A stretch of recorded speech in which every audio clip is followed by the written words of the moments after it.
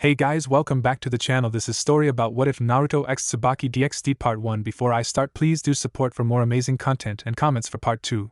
Do consider to subscribe my channel and share my video to your friends and check out the description as well. Let's start the video. Rizvan Levon Lucifer was not considered to be an overly ambitious man for most of his life, tending to be childish and insulting even to his fellow great devils.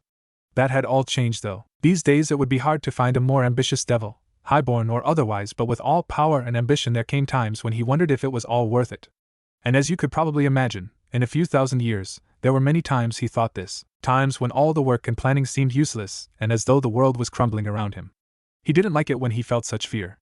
Emotions like that were useless to him and only brought scorn from his other conspirators.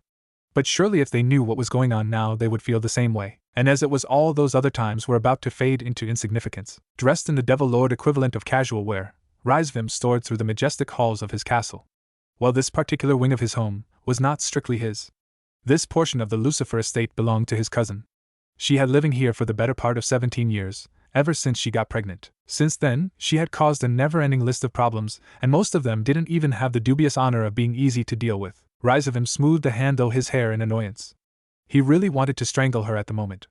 But unfortunately he was in no position to do so after all. How was he supposed to strangle someone who could kill him with a flick of her wrist? Yet he wasn't planning on making any moves on her, violent or otherwise. Taking a deep breath to steady his nerves, Rizvan pushed open the door to her personal chambers and entered, black cloak billowing in his wake. And there she was.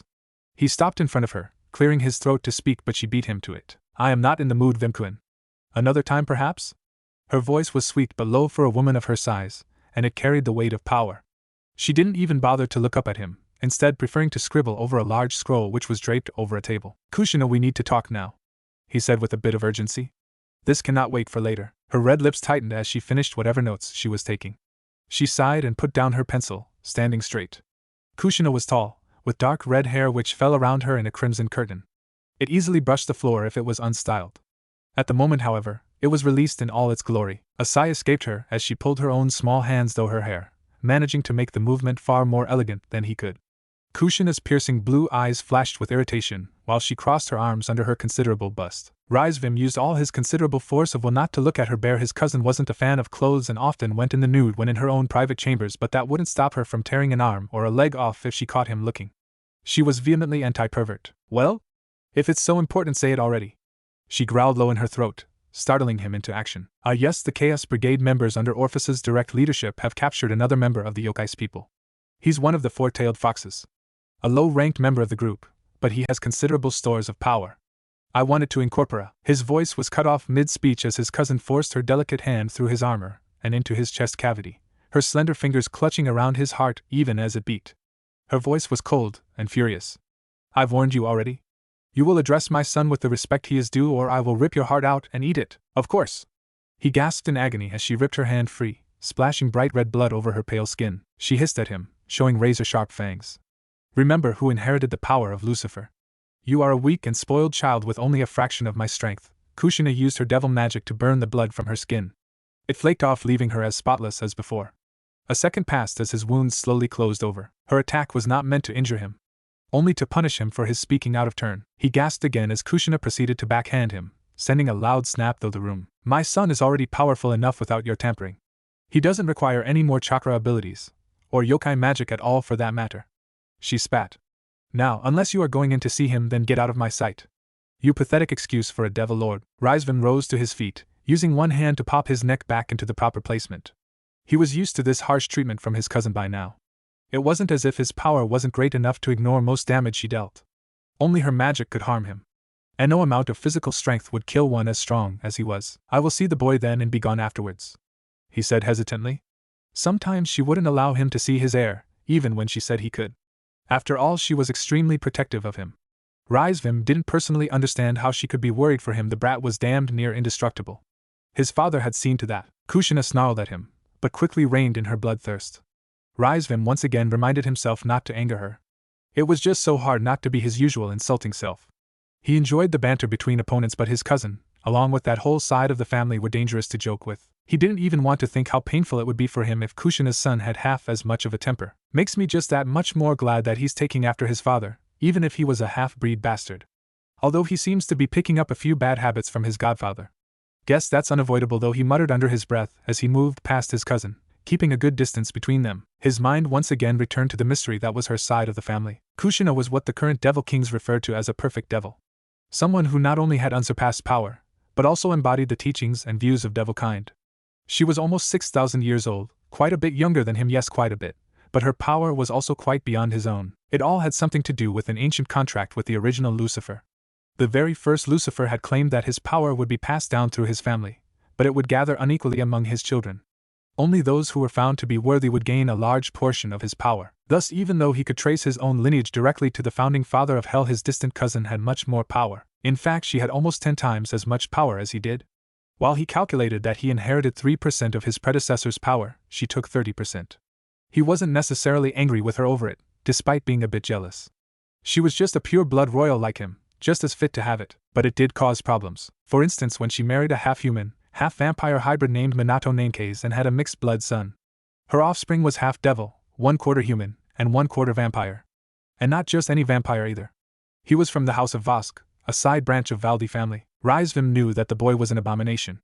As if being half-vampire wasn't bad enough, but to have human blood, it disgusted him. However, he had his uses, and more importantly, he had his sacred gear. The mightiest non-Longinus he'd ever encountered.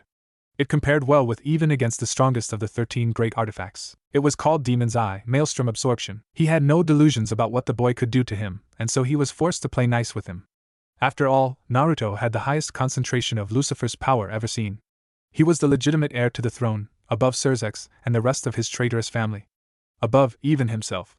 Curse that boy's luck. It's as if heaven itself bestowed its greatest miracle upon him, giving him such power. Rizvim closed his eyes. A loud knock at the boy's bedroom door, then another. Rizvim frowned and turned the door handle, entering the large chamber beyond Shit. Kushina came running. "What is it?" she demanded. Kushina and Rizvim stood in the doorway and looked. Rias Gremry pinched the bridge of her nose in irritation, mostly because their homeroom teacher was late, and that meant that she was sitting in class, doing nothing while her peerage's familiars worked to increase the amount of paperwork that weighed down the desk in the ORC club room. Paperwork which she would have to deal with sooner or later. She couldn't keep putting it off in favor of observing her target. No, she needed to keep up on her own duties as well as looking out for new members of her peerage. But it was just so boring. Nothing happened here these days, at least nothing to interest the young Gremry heir. At that moment there was a commotion from outside the hall. Students looked up to see the teacher walking in. He was a fairly short man, with spiky brown hair, pulled back in a ponytail. He had a long scar over the bridge of his nose. Rias knew it was from his previous job as a kendo instructor. Something to do with an overzealous student. His name was Irika, and he was without a doubt the most unassuming teacher she'd ever seen. However, standing next to him was probably the polar opposite of him. Her eyes took in his appearance as Irika introduced him to the class. "Good morning, everyone. We have a new transfer student today." He was tall, easily 6 feet, with tan skin and golden blonde hair. It was very unruly, as if nothing stood a chance of taming it. He's coming from America of all places, so he might need a bit of time to adjust. I hope you all get along with him. The young man, whose mischievous blue eyes were shining out from underneath his hair, bowed slightly to the class. "Hey everyone. My name is Naruto Uzumaki Namekaze. I hope you'll all be willing to be my friends in the near future," he finished on a low note which sent shivers up several spines. His voice was rich and purring like nothing they'd heard before. It almost seemed to resonate around the room. No, it did resonate around them, deep and commanding. His confident smile showed long sharp canines and shining white teeth. Rias noticed that he had 3 black marks on either cheek, like whiskers. They lent him a roguish appearance, which was already reinforced by his elegant bow. All around the class Rias heard whispers burst like overfull balloons, girls chatting between each other at the new student. She imagined that the room heated up a bit, as though all the girls and even 1 or 2 of the boys needed to fan themselves. Naruto straightened and glanced to the teacher. "Where would you like me to sit, sensei?" he asked with a slight smirk. Rias glanced around as half the class sighed dreamily. She didn't really know what to make of it, but one thing was for sure, Kiba was going to have to fight for his title now. Pretty boy number 2 had officially arrived, and boy was he a fine piece of eye candy. She had to admit he was the best looking boy she'd seen this side of the underworld. She was sure that if she was human she'd be just like all the other fangirls at that moment, swooning over his beauty. Rias turned around to look at Akino, who was smiling at Naruto, obviously disrobing him with her eyes. Akino, really? She supposed she couldn't blame her queen for admiring his looks as long as she didn't try and get him to join the peerage. She didn't have room for just anyone. "Well, Naruto, you can take that seat there, next to Tsubaki," Irika said. "Tsubaki, would you raise your hand?" Naruto's gaze turned to the girl who sat near the back. Tsubaki's hand rose and Naruto nodded, moving over to the desk and sitting down. She can also show you around the school and tell you how things work around here. She's a member of the student council and she knows how we operate. Irika turned to the rest of the class. Now I believe it's time to get this day started. Everyone open your Algebra 2 textbook to page 76. Rias pulled her eyes away from the new student and opened her math book. Unbeknownst to her, Naruto's blue eyes turned in her direction. Naruto watched the girl with the crimson hair out of the corner of his eye. She was beautiful. He'd never seen many girls before, even though his godfather had been very informative on the subject. The only girls he was really acquainted with were his few relatives and his mother and the maids, but they didn't count. He could feel that she was a devil. And he could easily sense that there were at least 3 others in the room. The girl Tsubaki was certainly one of them, and so was the alluring dark-haired one sitting a few seats behind him. And there was something off about her besides being a devil. He wasn't sure what it was, but he would find out. Maybe I can actually have some fun now. I've spent my whole life cooped up in that stupid castle without being able to leave. It wasn't so bad when Dad was still around, but as soon as he was gone, Rizvim and the others started messing with me and my sacred gear. It's a good thing Mom kept them from doing anything too drastic, but damn, it's good to be out of there. He smiled and glanced at his book, already open on the table. None of this was hard. Child's play. I could do this whole book in a day. Wouldn't even have to bother with scratched paper. In hindsight, he might need to tone his abilities down slightly. He doubted if it would be wise to reveal that he could do complex mathematical equations in his head instantly. Such an act would draw unnecessary attention to himself. Then again, I still want to have a good time, and you can't drink blood without piercing the flesh. I'll need to talk to these devils before they go and report anything strange. Naruto's smile turned noticeably feral. I wonder if I should try my hand at seducing some of these girls. That would be a challenge. He channeled minute amounts of vampiric energy into his nose, heightening his sense of smell by 100 times normal. Immediately he was able to pinpoint the last devils in the room. A shorter girl, with dark hair and pale skin who sat in the front row. Naruto realized that she and Tsubaki had some kind of connection to each other. Maybe Tsubaki is part of her peerage, and if that is true, then I'd also be willing to bet that the strange devil girl who is so aroused right now is teamed with the redhead. I think I'll try my hand at getting close to those two before I make direct contact with them. See how long it takes them to realize their servants are mine. Naruto pulled his power in around himself a bit tighter. No point in trying to hunt the 2 girls if he revealed himself as a supernatural being. And the fun begins. Kushina stared at the empty room. Her son was nowhere to be found. And as far as she knew, that could only mean one thing. He'd made good on his promise to get out. She honestly didn't blame him. His blood burned too hot to be contained inside the castle for long, and he'd been itching to get out for years. She just wished now that she'd been overseeing it. There was no telling how much trouble he could get in unsupervised. He was a prodigy in every sense of the word, smart and quick to learn. Twice as clever as the average devil and 4 times as manipulative. He was relatively unambitious, but at the same time, when something caught his interest, he was as stubborn as a dragon. She wasn't at all sure what he was up to. He could be in the underworld, the human realm, wandering the dimensional rift, anything really. The only place she didn't think her son would get into was heaven. She hoped to Satan that he didn't try to get into heaven. If he did try, it wouldn't be too long before he succeeded. And she really didn't want that particular headache. Beside her, Rizvim was having a panic attack over his disappearance. And for good reason too. He was their secret weapon, the trump card against the new Devil Kings. If Naruto was gone, then so was any chance of them defeating the leaders of the new Devil faction. Rizvim wasn't stupid, as much as he acted like it. He knew that Surzex could kill him easily.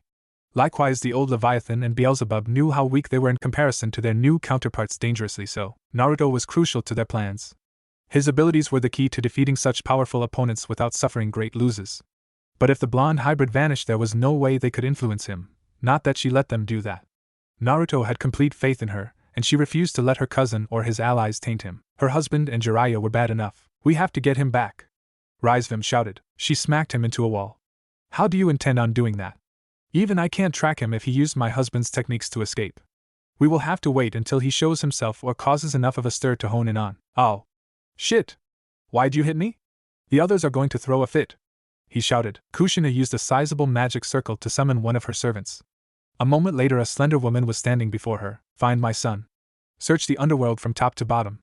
Get the others if you need help. If you can't find him, check over the human realm. She waved her hand and his servant vanished in a flash of red. As for you, she sighed, turning to Rizvim.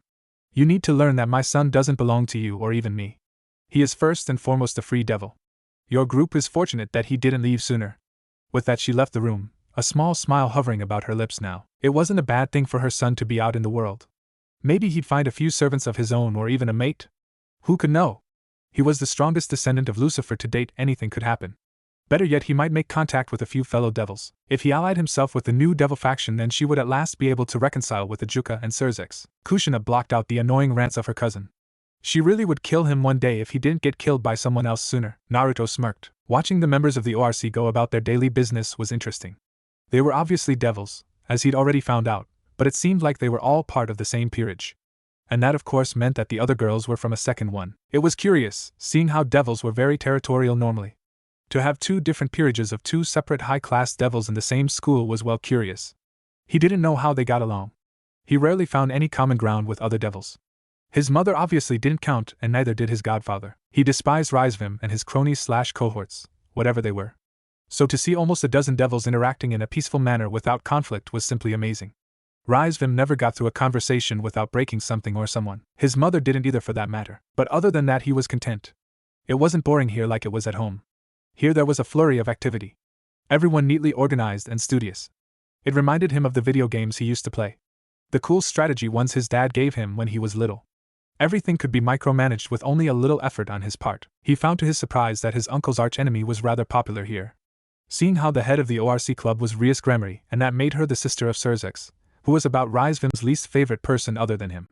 And on the other side of the school was Sona Citri, who was the little sister to Seraphal Leviathan. Now that had been icing on the cake if he could make friends with these two powerful peerages. Well, not very powerful by his standards, then he could get back as the stupid Chaos Brigade and all the idiots who hated him. Rizvim, his fellow old farts, the old devil faction, and the rest of the stuck-up arrogant bastards who thought he was some tool.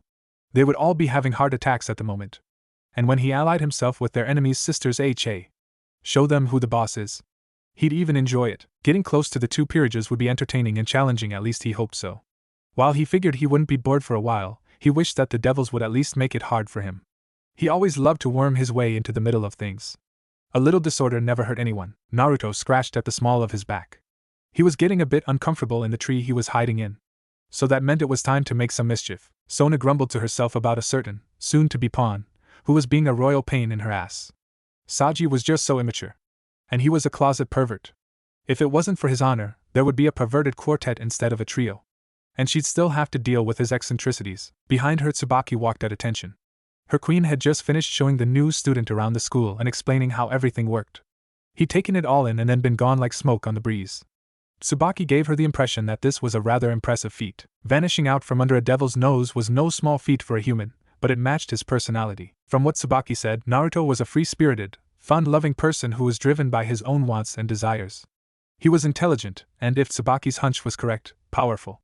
Her queen hadn't been able to pinpoint it, but she claimed that something was different about the new student. Sona was inclined to agree. Naruto was certainly an odd individual. She would be watching him very closely. After all, she still had a lot of room in her peerage. Rias wasn't the only one who needed members. Sona reached the door to the student council room and opened it. She stepped through and screamed as freezing cold water drenched her. Then she was bopped upside the head as a plastic bucket bounced off her. She stood there, completely frozen for several moments, unable to comprehend what had happened. President? Tsubaki asked hesitantly. Find him, Sona growled. Find whoever the hell set this up. I want him hogtied on my desk inside the hour. Yes, President. Tsubaki entered the room, looking for clues. At the same time, Sona closed the door with a loud snap. Then she created a magic circle above herself, and used it to instantly dry her clothes. When that was done, she joined her queen in the search for evidence. Naruto snickered to himself as he watched Sona get drenched in cold water. They couldn't find him, of course, even though he was in the same room. He was too good at hiding his presence from them. One of the benefits of being part vampire.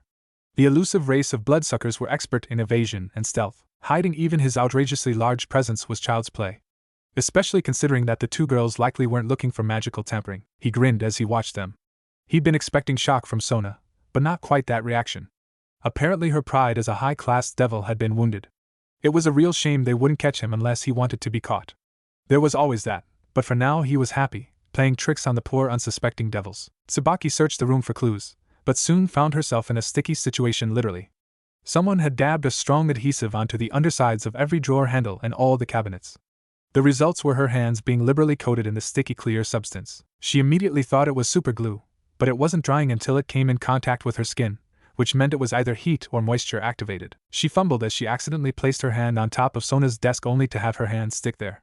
Her scowl deepened as she yanked upwards. The glue held and so did the table. However, her momentum brought her crashing back with the table on top of her. She grunted in annoyance as Sona moved over to her. What happened? Glue, she responded. Glue has been put on all the drawer and cabinet handles. What the hell? Sona was looking down to where her feet were now firmly glued to the floor. Apparently whatever the adhesive was, had been dribbled in select places to entrap them. She cursed under her breath and attempted to yank free, succeeding but suffering the same fate as her queen. Her overzealous yank removed her shoe and sent her careening backwards to land flat on her back. Sona experienced the unpleasant feeling of some sticky substance clinging to her right arm, her leg, just below her skirt and soaking into her hair. Naruto restrained the urge to chuckle evilly. Sona had just gone and glued herself to the floor, priceless. I knew this place would be fun. Oh, the expression on her face. She would murder me if she found out. Guess I should get going before she starts getting pissed. He moved silently through the room, dropping a candy wrapper in one particular puddle of glue. Sona and Tsubaki didn't even notice the quiescent shadow, sliding past them and out of the room. However, a full half an hour later they did notice the peppermint wrapper lying conspicuously near one wall in a puddle of glue. It was the same kind of candy that Saji was constantly driving them all crazy with, the constant crunching sound which drove them insane while they tried to finish their paperwork. The same kind of candy that had been banned due to this annoyance. Sona and Tsubaki, to put it lightly, were livid. There was a commotion in the halls near the second-year locker rooms. Kiba, knight of Rias's peerage, had found himself mobbed by 7 different girls. At first he'd been confused. This confusion had quickly turned into abject horror. All of them, 2 first years, a second year, and 4 third years had letters addressed to them from him. Oh hell. Kiba, is it true that you've been watching me practice at track? Did you really mean what you said about wearing tighter clothes? Kiba-kun, you actually like magic girls too. Can you go to the Magic Girl Con next week? Are you sure you only want red panties for your art project? I have plenty of other colors. Did you actually ask me out on a date? Oh no. Not this, what is happening? I've never even said hello to half of you. His thoughts ran wild. He must have been pranked. This was all some elaborate setup. These girls never got the letters from him. They must be faking to get revenge for ignoring all the girls in class. Frantically he went about on damage control, but the odds were against him. And that's when he looked up and saw a blonde girl with long pigtails running up to him, her shirt scandalously short and her bust barely contained in a too tight top. She skipped along until she was right next to him, crowding out the other girls. Kiba-kun!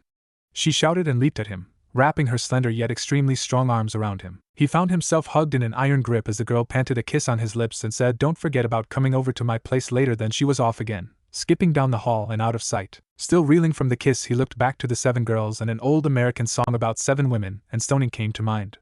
He recoiled away from the sheer volume of killing intent that suddenly filled the school hallway. He coughed. Now, that wasn't what it looked like. Really? Are we supposed to believe that? Do you think I'm stupid? I call bullshit. I think the pretty boy is getting too big for his britches. Yeah, me too. I think he needs a little help so he doesn't forget about his girlfriend. Kiba turned even as the girls lunged. Too slow. Must escape. Then they fell upon him like ravening wolves. Kiba took his beating while he silently cursed the blonde girl who had made things so much worse. I will get my revenge for this. Naruto walked along the hall to the academy lunchroom. Not having any experience with the school yet, he would go there to eat this time. Later he'd find some place that was secluded enough for his tastes. Seeing how he was a vampire, he needed to drink a certain amount of blood, and that couldn't be done safely in a school with devils. They would smell blood from across a room or even further. This time he would just have to go without. Although if I can take one of those girls for my own, I could get fresh blood. He closed his eyes in expectation of it. Fresh blood was 5 times as good as refrigerated. First of all, it was hot and thicker when it came from the artery directly. Second, it was tastier. He didn't know why, but it was. And last, he could absorb the magical energy from his victims that way. It wasn't nearly as fast as if he used his sacred gear, but it was still invigorating, a rush of power that made it more than addicting.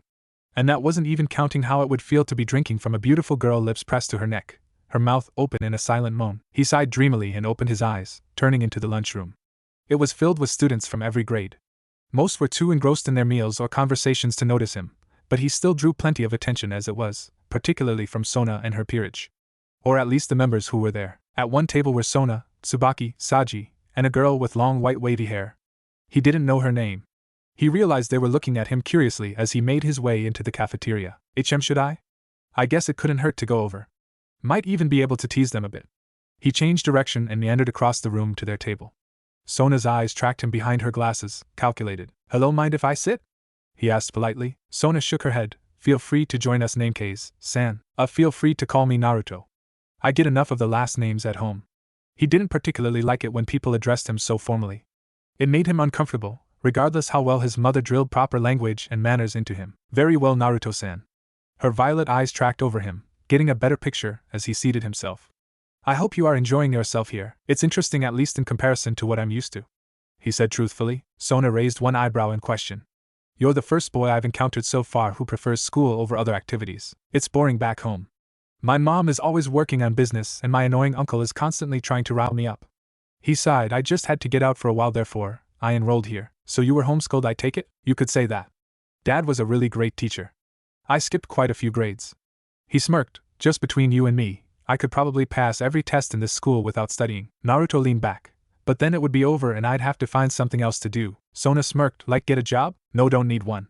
I have plenty of money. Although I suppose I'll have to find something to interest me. Can't just spend the rest of my life studying obscure religious texts like some monk in a monastery. All of the devil stiffened, but he pretended not to notice. Anyway, since I'm new to this town, I was wondering if you knew anything fun to do, besides studying obscure religious texts.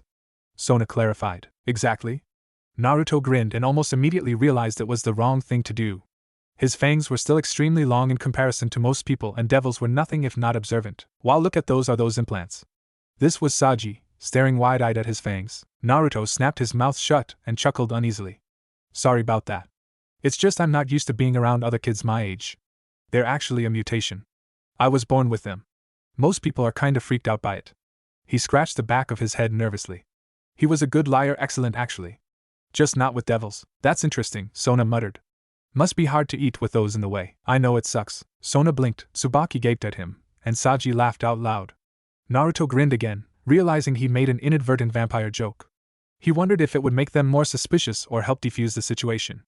Naruto hoped for the latter as Sona was eyeing him with some suspicion. She acts like she's onto me, but she might just be trying to be extra cautious. And she'd probably still tense after the prank I pulled. Naruto glanced at Saji, who didn't look the worse for wear, despite the incriminating evidence he'd left for them, to wonder just how much punishment you had to take on a regular basis to act normal afterwards. Or maybe they haven't decided to pass judgment on him yet. Makes me wonder. Naruto opened his lunch and pulled out an apple. It was bright red and shiny. A thought invaded his mind. Devils and an apple, the forbidden fruit. I wonder if I should make things interesting and make sure I always have an apple on me no matter how ridiculous the situation it is. Then I can keep a constant stream of bad vampire puns mixed with references to old religious books that would help me develop a school persona. He eyed Sona as he bit into the apple with an audible crunch. She frowned and he grinned, chewing slowly. This is going to be a fun year. Raynare walked along the street, searching for her target. It wouldn't be too long. She would find him no problem. And then he would act all sweet and nice and innocent. She would ask him out and he'd be shocked. The pervert wouldn't even hesitate. He'd say yes. Then she would let him take her out, then she'd kill him. It was all planned out in her mind. Her boss had given her some discretion on how to kill the sacred gear user. The only points that were universal were the need for a corpse and for that corpse to be Issei Hyuga's. She sighed. Don't really understand why I'm wasting my time on a weak human who hasn't even manifested his sacred gear yet. What's the deal with that? I could be looking for that nun right now, but no, I'm on hunting duty. And he's not even a devil, she grumbled to herself as she turned the corner onto the overpass where Issei should have been. He always took the same route going home, and he usually stopped to look out over the bridge for a bit before going on. It would be the perfect apport to. Raynare felt herself drag backwards and upwards. She struggled to rein in the urge to thrust a light spear behind her. She was a human, not a fallen angel. If she let it slip what she was, she might as well sign her own death certificate. There were too many devils in the area to risk revealing what she really was. Letting herself give a short cry, she struggled weakly to escape. It would still feel like the most lively human girl in the world, but whatever had her wasn't human. She could feel that much. It probably wouldn't realize that she was too strong to be human herself. Then she realized something strange. The world around her seemed to be blurring, disappearing, or contorting. Raynare twisted and fell to her, but on a smooth surface. She was no longer on a street corner. Now she was sitting in a medium-sized room. Her violet eyes took in the surroundings. It looked like the typical hotel room. A few dressers, a chest, and a bed. Plus a door that presumably led to the bathroom. She saw no trace of another being there. What the hell? Where am I? You're being pretty clam, aren't you? I mean, I just bent the fabric of reality to bring you here and you asked that? I was expecting frantic pleading for your life or something. Raynare froze. The voice came from behind her. It was deep and strong and sensual in a purring sort of way. She whipped around. Sitting behind her with his back against the wall was a young man. He looked about her own age, but he was blond with tan skin and deep sapphire eyes. Her cheeks turned pink as she took in his form. He was devilishly handsome. Right down to the black marks running back towards his strong jaw. The slitted pupils in his eyes were a dead giveaway to somewhat less than human heritage, and not to mention the fangs which poked out from his top lip. A burst of warmth lit a fire in her chest. She instinctively wanted to keep it together. Now isn't the time to give in to my stupid urges. Who is this guy and what does he want with me? Does he know what I am? Raynare cursed the fact that her patron's sin was lust. She was always weak to handsome men and now was not the time to get hot under the collar. This guy was almost certainly a devil and would likely kill her if he even suspected what she was. After all, this was a devil-owned town and Fallen weren't welcome without permission. Crow, got your tongue, Fallen? She winced. He knew. I don't know what you're talking about. Blue eyes regarded her coolly, sending a shiver down her spine. Now there isn't any point in trying to lie to me. I followed you, you know. When I smelled you just after lunch, I decided to follow you. I didn't know what a Fallen was doing here since this is like the most devil-influenced town in the country which is still human-owned. I figured you were going to do something unpleasant to that poor kid, so I grabbed you. He grinned, showing off his long fangs. Besides, I'm still thirsty, and I've never tried Fallen before. Raynare gritted her teeth. The way he said that just made her body tingle. When did I get so weak? Or is he just strong enough to make me react to him? And if he is that strong, how did I not notice him? Anyone that strong would stick out like a sore thumb. I don't even remember seeing this guy before, confused Fallen-chan? He asked lazily. Who are you? Now that there is what I like to call confidential information, you know. I could tell you, but then I'd have to find some way to prevent you spilling the beans. His grin widened as if in anticipation of silencing her permanently regardless. You mean killing me? She stated bluntly. Well, if you insist I need to kill you to keep something secret, then you must be one of those songbirds. What did my mom call Fallen who couldn't keep themselves from repeating everything that someone else told them? Oh. I think she called them parrots? He shrugged dismissively. Other than being a devil, there really isn't much you can really say about me, so I have no reason to kill you. Light glinted on his pearly white fangs as he continued, unless you give me a reason. Raynare shifted backwards a bit, needing to put more space between them. If her lust got the better of her, she would be in a very difficult situation. She didn't like devils, but she wasn't at all sure she could resist if he tried something on her. I have a job to do. If I don't get it done, I'm dead. But this devil might just kill me here. I have no way of knowing if he intends on killing me once he has whatever he wants. I'm serious about not killing you. In case you were still wondering.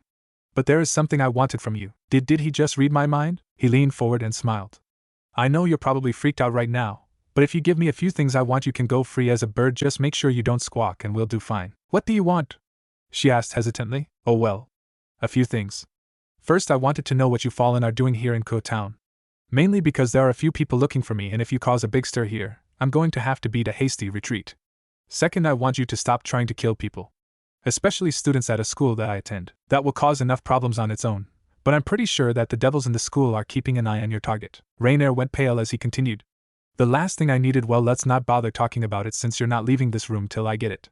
A fiendish smirk crossed his lips as he lunged forward. She tried to move out of the way, but it didn't do any good. He was on top of her in a flash. His powerful muscles held her to the floor like iron manacles. Damn. He was strong. She struggled to break free, but it didn't do any good.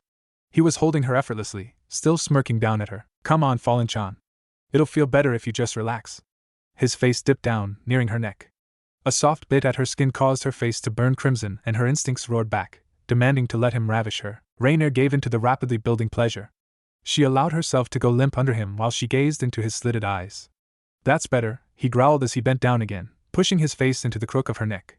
A moan escaped her as she felt his lips kissing her throbbing artery. Then pain bit sharply as his fangs plunged deep into her flesh. His hands gripping her arms tightened as his lithe body pressed down. She couldn't fight him. Her core was hot and the pain excited her. He was drinking her blood. What the fuck, he isn't a devil. He's a vampire. The thought was unexpectedly pleasant, probably because it felt so good. His fangs sent lances of pain through her neck and shoulder, but at the same time the contact was driving her out of her mind. Raynare gasped as she lost control of her powers, her illusion shattering. She felt him withdraw as a tearing sound filled the room. Her wings were free, but that small relief wasn't noticeable. Her old proportions had returned and these clothes were now uncomfortably tight. One finger flicked her and sent her back into an arch. Now, Fallen-chan, I've had my little taste, and I do mean little, so now I'd like my questions answered. If you're helpful, I might help you with your problem. He smiled down at her, showing off his bloody fangs. Raynare felt his fingers trace up the slope of her, barely hindered by the straining fabric, to where he'd bitten. Then he held 2 fingers to the puncture wounds. The sudden pain turned quickly into pleasure, drawing a whimper from her. She closed her eyes, wanting to savor the sensation before he withdrew again.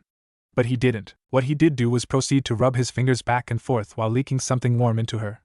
It felt like he was channeling magical energy, except for some reason he wasn't using a magic circle. And it was amazing, like she suddenly dropped into a hot spring. First question, and do answer quickly or I might retract my aura. What is your name? Raynare, she managed to say it without moaning. Not focusing on the pleasure was as hard. Next question. How many fallen are in the area with you and what are their names? He moved and his other hand caressed her thigh, moving up under her skirt, tempting her. She struggled to recall their names through the haze of pleasure and annoyance. Couldn't he just get it over with and stop torturing her? There are 3 others. Middled, Calwarn, and Donasik. No others? He raised an eyebrow. You must have been very confident in your skills thinking that 4 fallen could infiltrate Code Town and kill someone without getting caught. Tell me what your purpose here was. To kill a nun. There's a girl coming to town shortly. We were told she possessed the rings of twilight healing. I was to extract them and seal them inside myself for later use. Raynare bit back a moan as his hand smoothed over her thigh, coming to rest over her panties, which he rubbed experimentally. And why target that boy? Raynare mumbled. A threat has a sacred gear. Boss wanted him dead just in case. Good. Now about your friends. Do you care for any of your fallen angels? Not my friends, she managed to say. Calwarn, she's alright, he hummed in thought. Okay, so you wouldn't mind if those other 2 died, right? He sounded a bit too pleased by that. No, excellent. Then I'll have something to occupy me other than school and messing with the devils around town. A curious expression came over him. I was just thinking, Fallen-chan.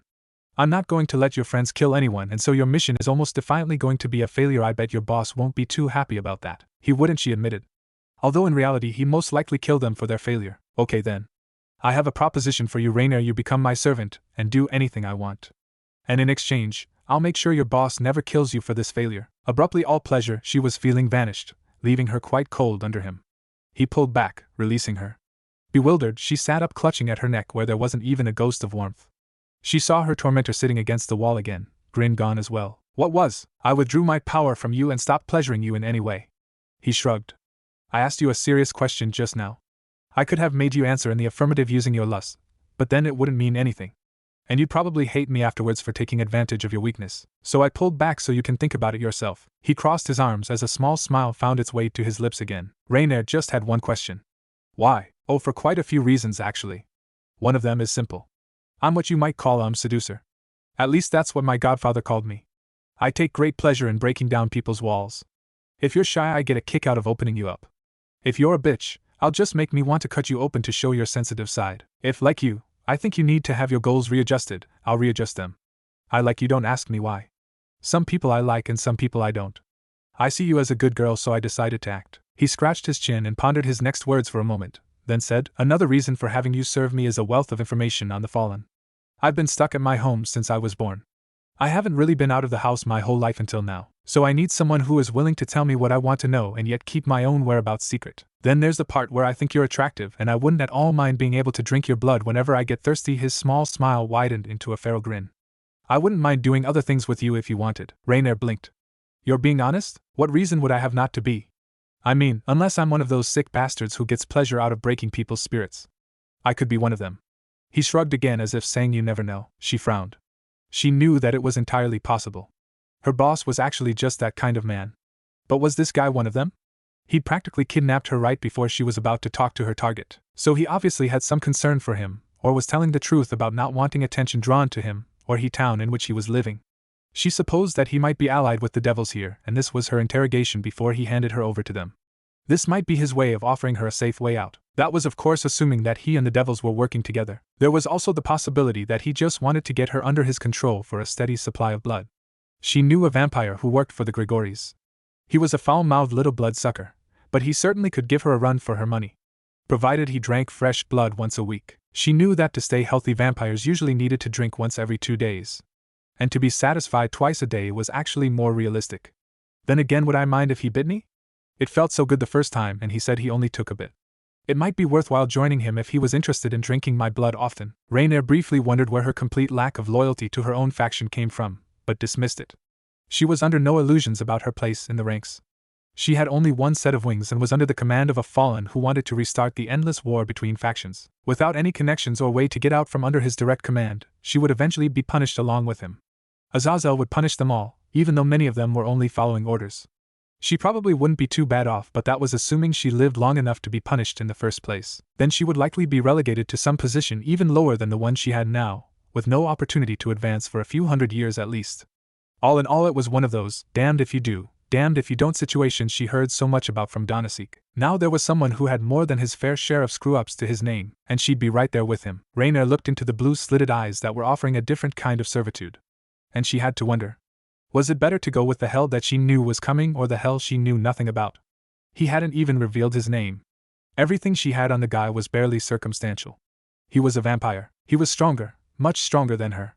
And he seemed to be moderately sane, if mischievous. She made up her mind. May I at least know the name of my new master? Naruto. Naruto what? He smirked and leaned forward. Before you know my true nature, I need more than just you asking a leading question. I need something that guarantees your service. What is that? She shifted uneasily. I don't know how vampires do that sort of thing. Well, if I did it the vamp way, I would just drink enough of your blood and magic to weaken your soul ties, then I would inject trace amounts of my own soul into yours. Being more powerful than you, my soul shard as it's called, would dominate your mind and make you utterly subservient to me. Your connection to me would make sure I didn't even have to speak for you to know what I desired. Raynare gulped. But that isn't any fun. I don't want some mindless lackey. I don't need some scantily clad maid/fuck toy. I want a servant who can think for herself and can improve in her abilities, thus being able to help me to a greater extent. Using vampire methods wouldn't be to my or your benefit. He leaned back. I could use the human magician's method of gaining subservience. I know one in particular which would be very effective. But again, it's damaging to the servant. Naruto sighed. That leaves only one. I'll use the devil method. But not the new devil method. I don't have a set of evil pieces, so that option is out. Raynare watched as he raised a hand and used one finger, now tipped with razor-sharp claw, to slice open his wrist. Naruto spoke as he moved towards her. This is an old way of enslaving others that the original devil families used, except my father altered it. Instead of killing you when you disobey, it merely paralyzes you or sends a jolt of my magical energy through your system, rendering you He stopped for a second while she looked up at him. His eyes met hers again as he pushed her down on the floor with one hand. That's it. It would render you incapable of disobeying me for quite a while. Since you are a fallen with your primary sin being lust, anyone who can dominate your power completely as I can will be able to force you to do what I want. He winked at her, and it would be very enjoyable not being able to disobey. She stifled a complaint as her wings were stuck between her back and the cold floor. Naruto moved his claw to his still bleeding wrist and dipped it in blood. Seeing her look of faint disgust, he sighed. Don't be so dramatic. This little scratch is nothing. I could heal instantly at will. However, I need some kind of medium to write with, and I don't see any magically infused ink lying around here, do you? She shook her head. Good, now then this ritual I'm using will bind you to me indefinitely. Basically you will be bound to me for the rest of your life, unless I die or decide to use another ritual to nullify the first. He looked down at her, frowning. I almost forgot. Needs to be on bare skin. With a judicious tug, he ripped the front of her schoolgirl uniform open. She mentally approved of this, both because she preferred to be wearing less clothing anyway and because the uniform was exceedingly tight on her original form's more gifted body. She just wished he'd pull the damn bra off, since that extra cup-size difference between her human form and her fallen one was starting to hurt. Naruto either needed more space to write, or he sensed this unspoken request because his claw snicked through the thin fabric of her bra, the two sides flying open at the elastic was severed. Then without further ado, he began to write. It tickled and she had to bite her lip to prevent from giggling. She refused to do that in this situation. His claw traced a circle that started just above her belly button and then traced around her sides and went slightly under her, all the while he continued to refresh the ink from his wrist. Several minutes went by before he was done. Raynare was about to sit up and look at what he'd wrought when he leaned over her again. Their eyes met for a second. This is either going to feel like the best orgasm of your life, or it's going to feel like being ripped apart by an angry fire elemental, he said calmly.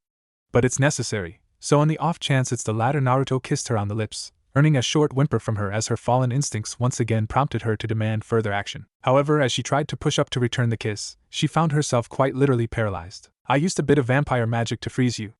That way you don't interrupt the ritual when it starts, you know, screaming, or thrashing, the usual stuff. He tilted his head to the side, smiling warmly. Now this is going to hurt a little. Naruto leaned down once more and whispered in her ear.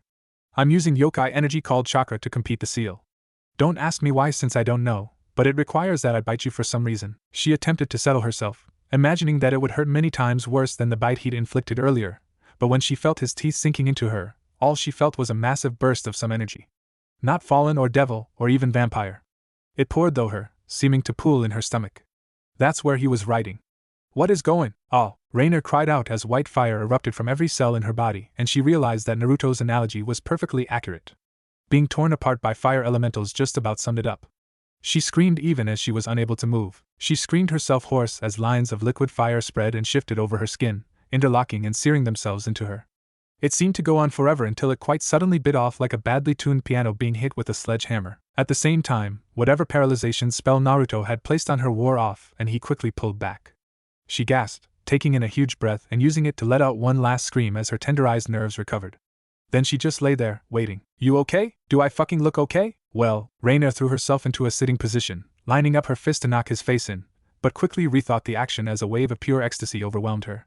She fell back with a muffled moan, and that would be the yokai energy kicking in.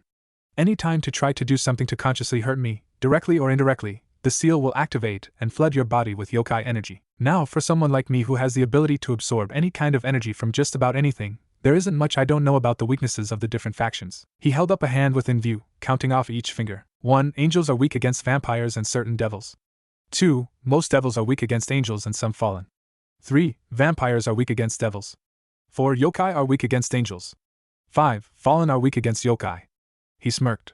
Oh, and all of them are weak against dragons. When yokai energy interacts with the nervous system and fallen angels, it causes the signals to get mixed up. Depending on how it's used, it can cause immense pain, or debilitating pleasure. It also widely depends on the kind of yokai and by extension the kind of chakra they use. I can purify yokai into a yin and yang chakra, which can then be used in jutsu. Naruto gestured to himself. Me and my father both have this ability. And my dad is one of the few people to ever use jutsu, which are special techniques that can only be accessed using pure chakra. Raynare managed to sit up again.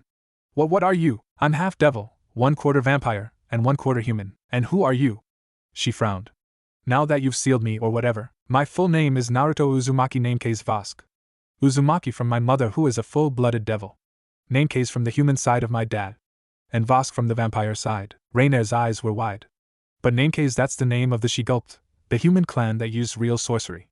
And Vosk is that's like royalty in the vampire families. You're right on both counts, but you didn't comment on my Uzumaki heritage. I've never heard of them, she admitted. Oh well, allow me to enlighten you now that you can't tell my secret. Uzumaki is the human name given to the great devil house of Lucifer. Raynare's eyes bugged out of her skull.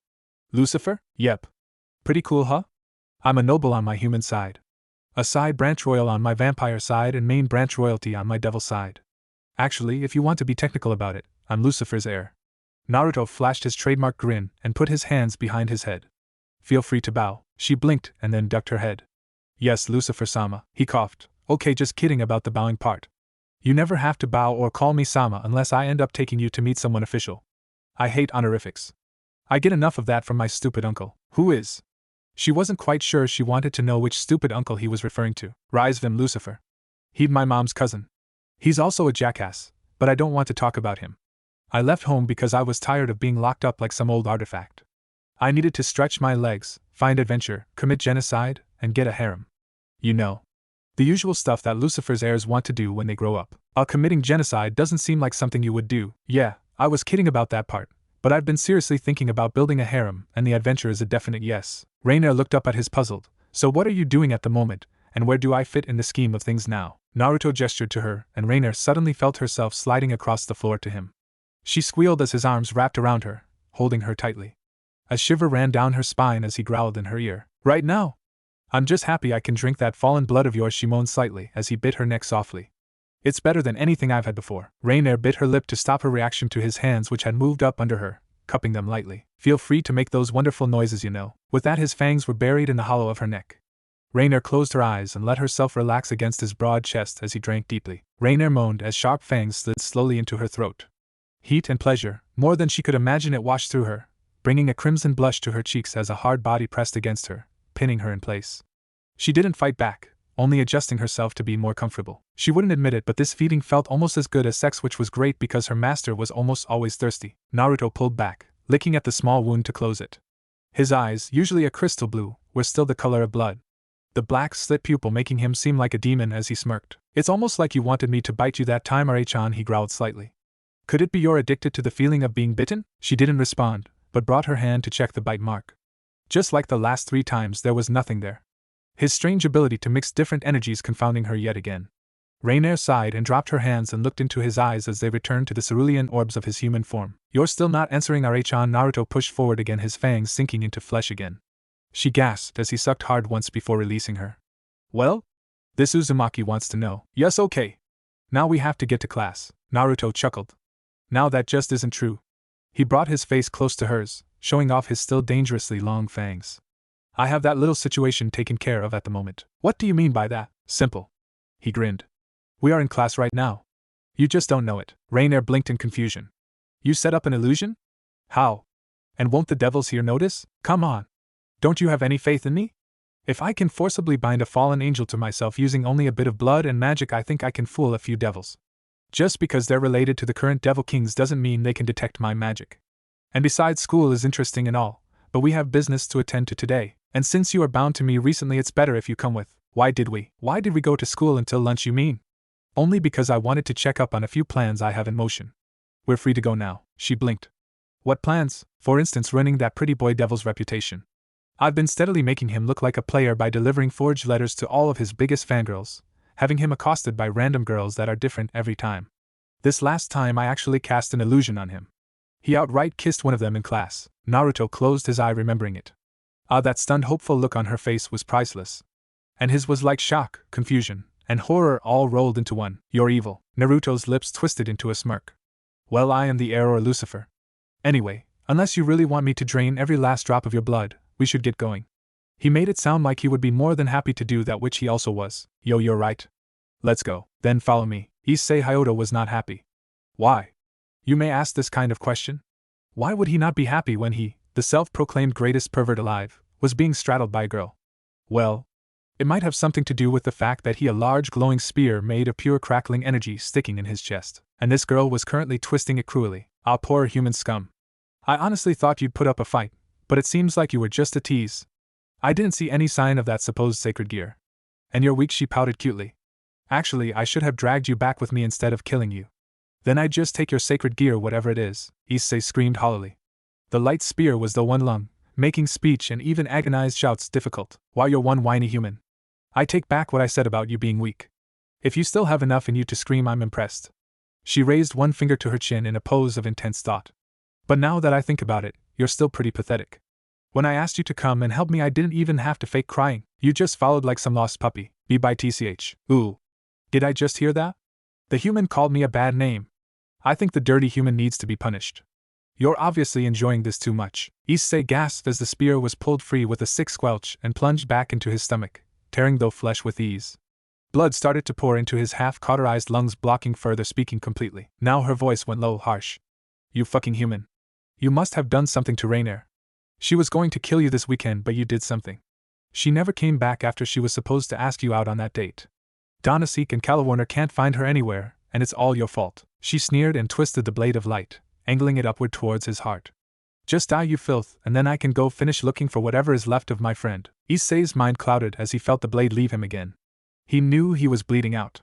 His head fell to the side, his eyes catching on the spreading pool of blood under him. Is this the end of me? I didn't even have a girlfriend. I'm pathetic, just like she said. Standing in front of Naruto naked, Raynare could only feel uncomfortable. She looked down at the floor as his eyes examined her closely. His eyebrows were furrowed as he took in every detail of her nude form. Are you done yet? She asked, fidgeting. She didn't know why she was so shy around him at the moment. She was a fallen angel, damn it, her sin was lust. So why was she so awkward? Not yet, Ra-chan. And why do you call me Ra-chan? That's the name of an Egyptian god. She didn't know what to think of her nickname, or maybe it was a pet name? It was hard to tell sometimes how he thought of her. Scratch that. It was nigh impossible to understand how he thought, period. He was smart, but didn't seem to care enough to use his intelligence. He was practical, but acted without thinking, seemingly on purpose, and often did the opposite of what was needed simply because he thought it was more interesting, not to mention the mixed signals he kept sending her. Sometimes she felt like he cared for her even deeply. But just as often she felt every inch his servant. He moved around her like she was his, as if she belonged to him completely. To an extent that appeared possessive. Yet he also didn't care what she did in her free time, as long as it didn't damage him. It was only a day and a half since she'd been what was the description? Taken? She'd decided that it would be in her best interest to serve him, but she was conflicted now. How did he truly see her? Raynare blinked as she realized that Naruto had completely ignored her question in favor of leaving the private room where they'd been. She huffed and looked around the room. It was a large dressing room in the back of a clothing store. They were in the underworld, a place she'd only ventured once, and not since she was a pure angel. That was on a raid shortly before she'd fallen to her lust. She let out another long breath as she waited for her master to return. She sure wasn't leaving this room alone. There were devils swarming around everywhere in this town. Literally. This was a devil town. They'd received quite a few odd and hostile looks from the locals and many curious glances when they noted how subservient she was acting, especially with her status as a fallen angel. Normally she wouldn't treat him with complete deference, but she decided that pride was best left in the mortal realm. If she wanted to be treated with any measure of fairness, she needed to act as his servant. Otherwise she had no guarantee that the devils wouldn't try to do her harm. A moment later Naruto returned with a few articles of clothing. She eyed them with a raised eyebrow. He met her gaze with a smirk as he placed them on the lone chair in the room. Am I wearing those outside? Do you have a problem with that? She hesitated at his tone of voice. Well, no. But I didn't think we were coming here so you could show me off in expensive lingerie, and you'd be right. 2 of those are for home. The other one needs to be altered slightly before you wear it. He moved forward and grabbed her hand, pulling her into him. She attempted to rein in her instincts, but he had to go and bite at the nape of her neck, not piercing the skin but sending a jolt of pleasure down her spine. Naruto growled.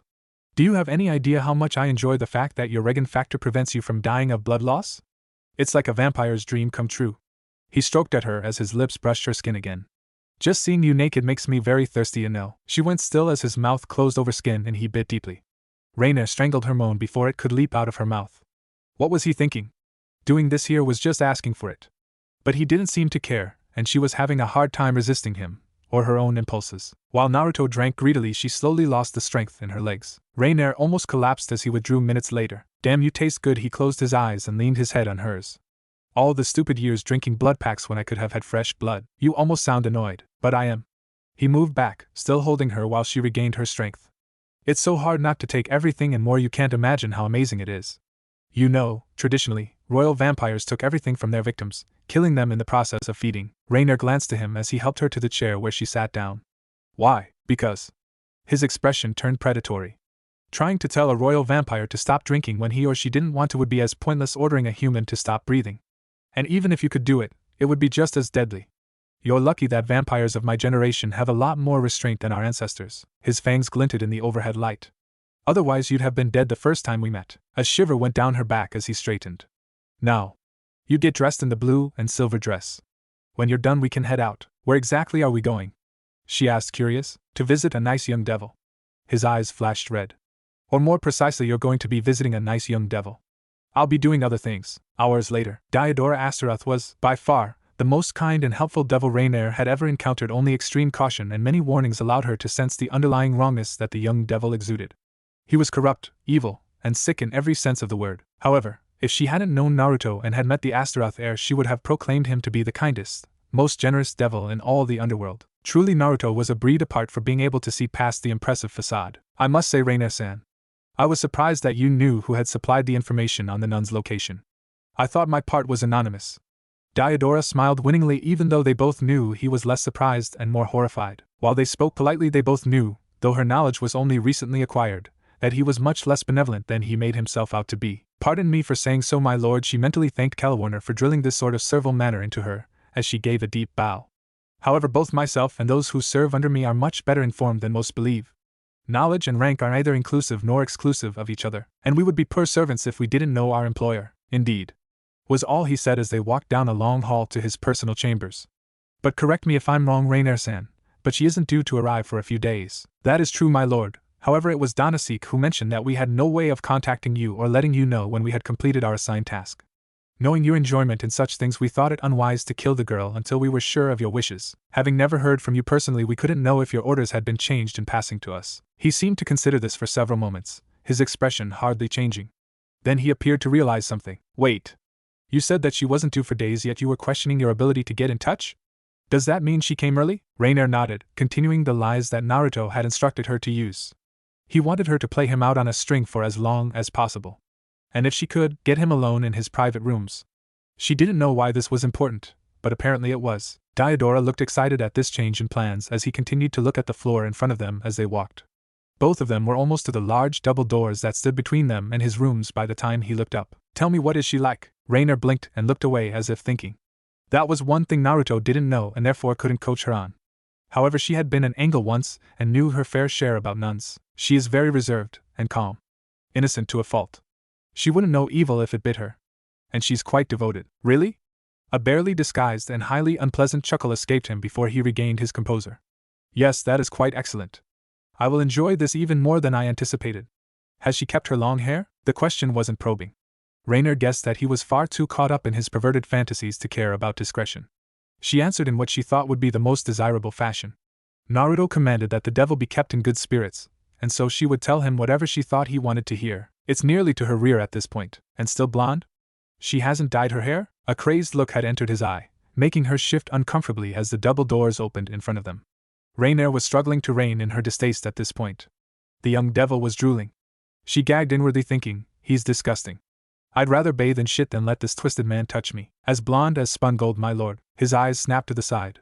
Perfect, not that I mind darker hair, but only 2 of my girls are blonde, you must understand. And none have such beautiful hair as she. As a matter of fact, yours is very nice. Diodora's eyes acquired a gleam that made her skin crawl. Since you are serving me, why don't you help your master? My servants are all off on assignments at the moment. Usually I would keep at least one of them back for entertainment, but alas, duties precede pleasure. She was unable to repress her frown at his crude and thinly veiled request.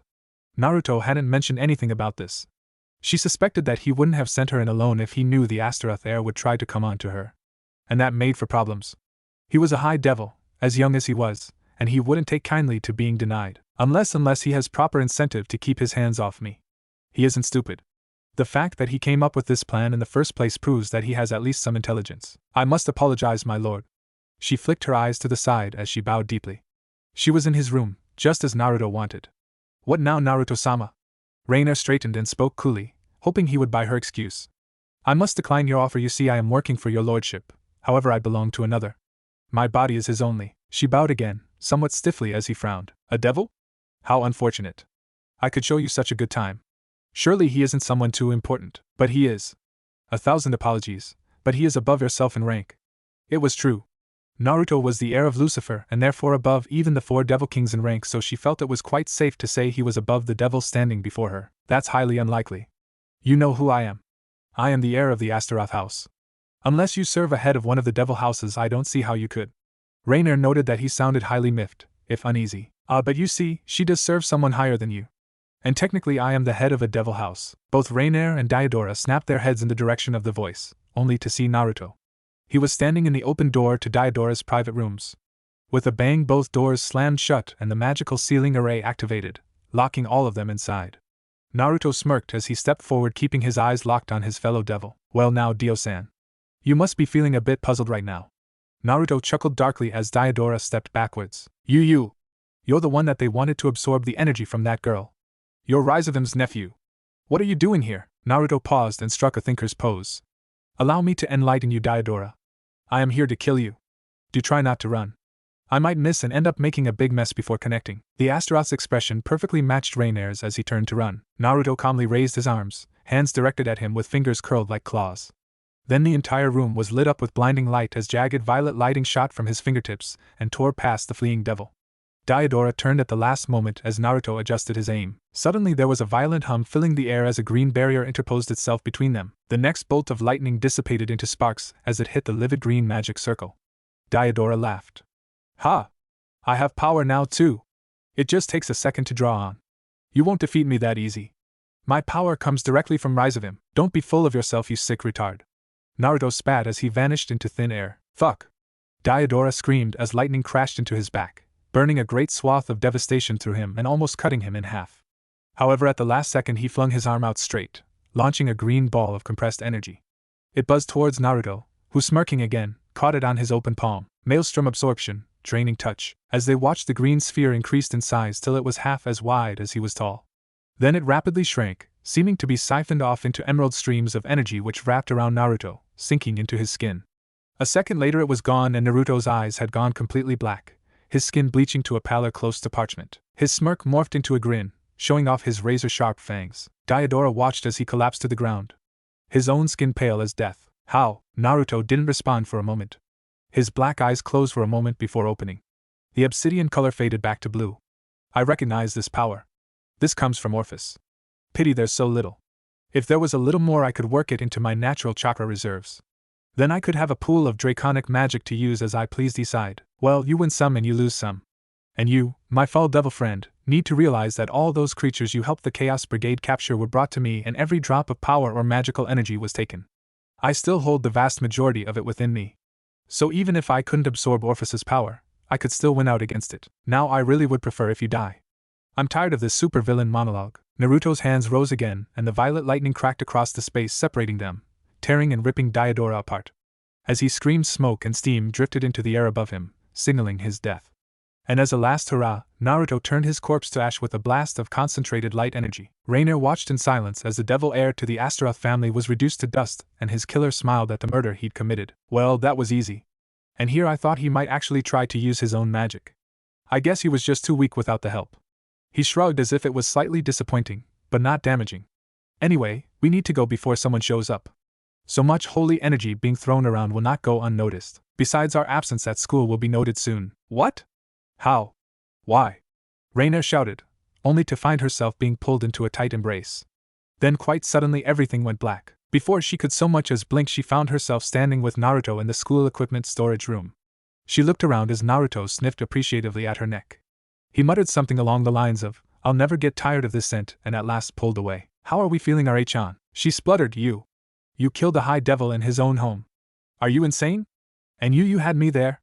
Someone is going to recognize what happened." "No, they won't." He smoothed a hand over her bare shoulder, comforting her. "Listen. Everything I do for a reason. It might not always be a good reason, or one you agree with, but I'll always have one."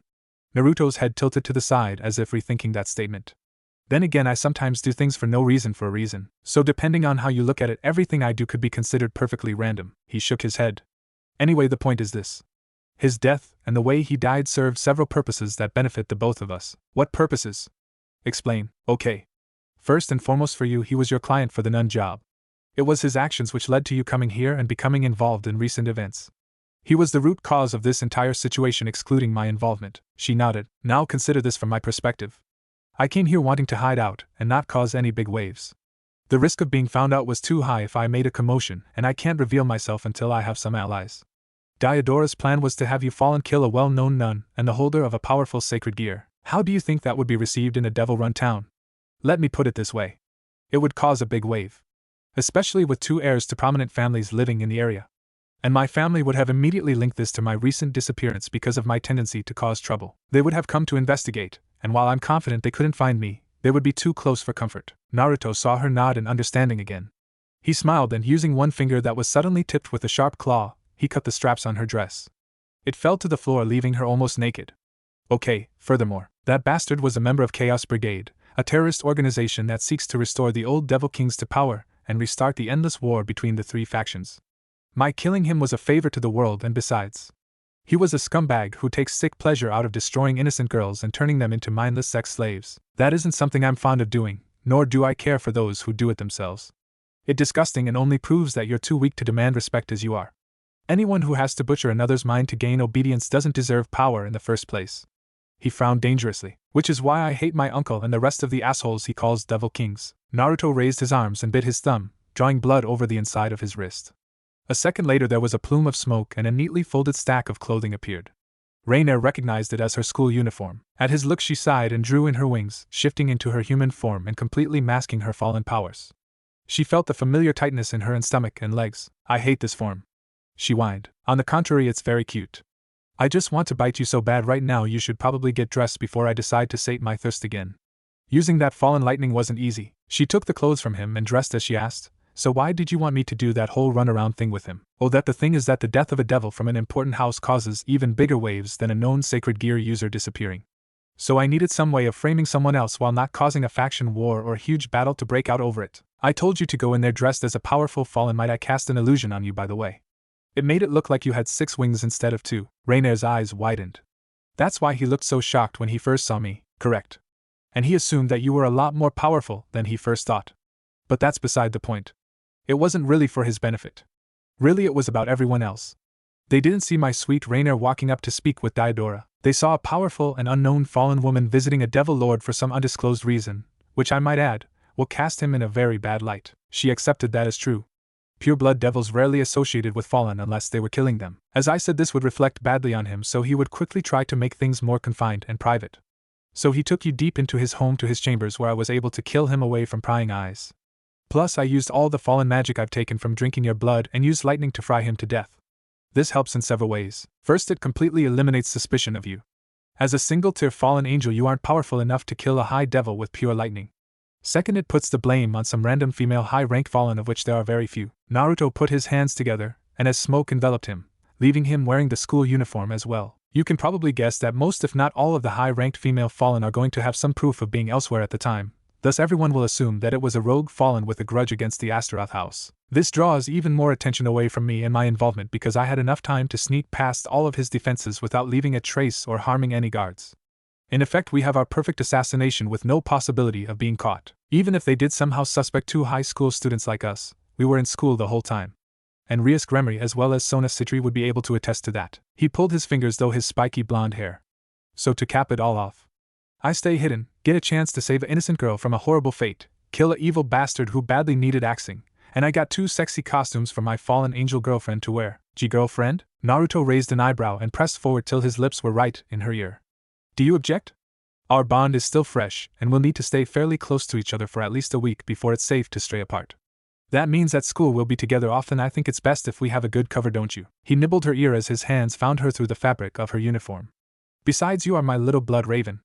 If you're my girlfriend, it'll be hard to question us if I decided to kiss that graceful neck of yours. She gasped and murmured assent before letting him pull her into him, his lips touching down the side of her neck before sinking in. Fuck Naruto. She moaned and let him drink to his heart's content, savoring the pleasure that danced through her system. It was almost 10 minutes before he let her go. Come 1rh on. Let's go to class. Oh okay Naruto-sama. What do you mean it wasn't there? That's exactly what I said. I went back to dispose of the body and it was gone. There was just this big blood stain and nothing else. Like he got bored bleeding out and decided to head home. Calwarn and Middle looked at each other. Issei Hyodo's corpse was gone. The bastard boy with the sacred gear had disappeared after being stabbed 3 times. Once through each lung and then in the heart. How he was supposed to do anything other than die? They had no idea. But he went somewhere and that meant they were in trouble. As of yet they hadn't revealed their location, but there were 2 strong peerages in town and either one could discover them with relative ease. That's why they'd been relying on Raynare to kill him. She'd been at this longer than anyone, besides Danasik, but he was a crazy bastard with no subtlety. Raynare had tact and didn't kill without being fairly sure that the opportune moment had arrived. The rest of them wouldn't have waited until that weekend to kill him. She herself was more of an eliminate threats as they appear kind of girl. Middle was impatient, which was more than sufficiently proven when she killed him days ahead of schedule. Or she thought she'd killed him.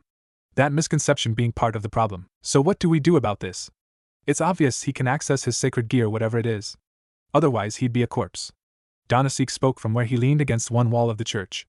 I suppose it's possible that he was resurrected as a devil, but it seems highly unlikely that they would let him die as opposed to converting him as a living being. Calwarn and Middle nodded in understanding.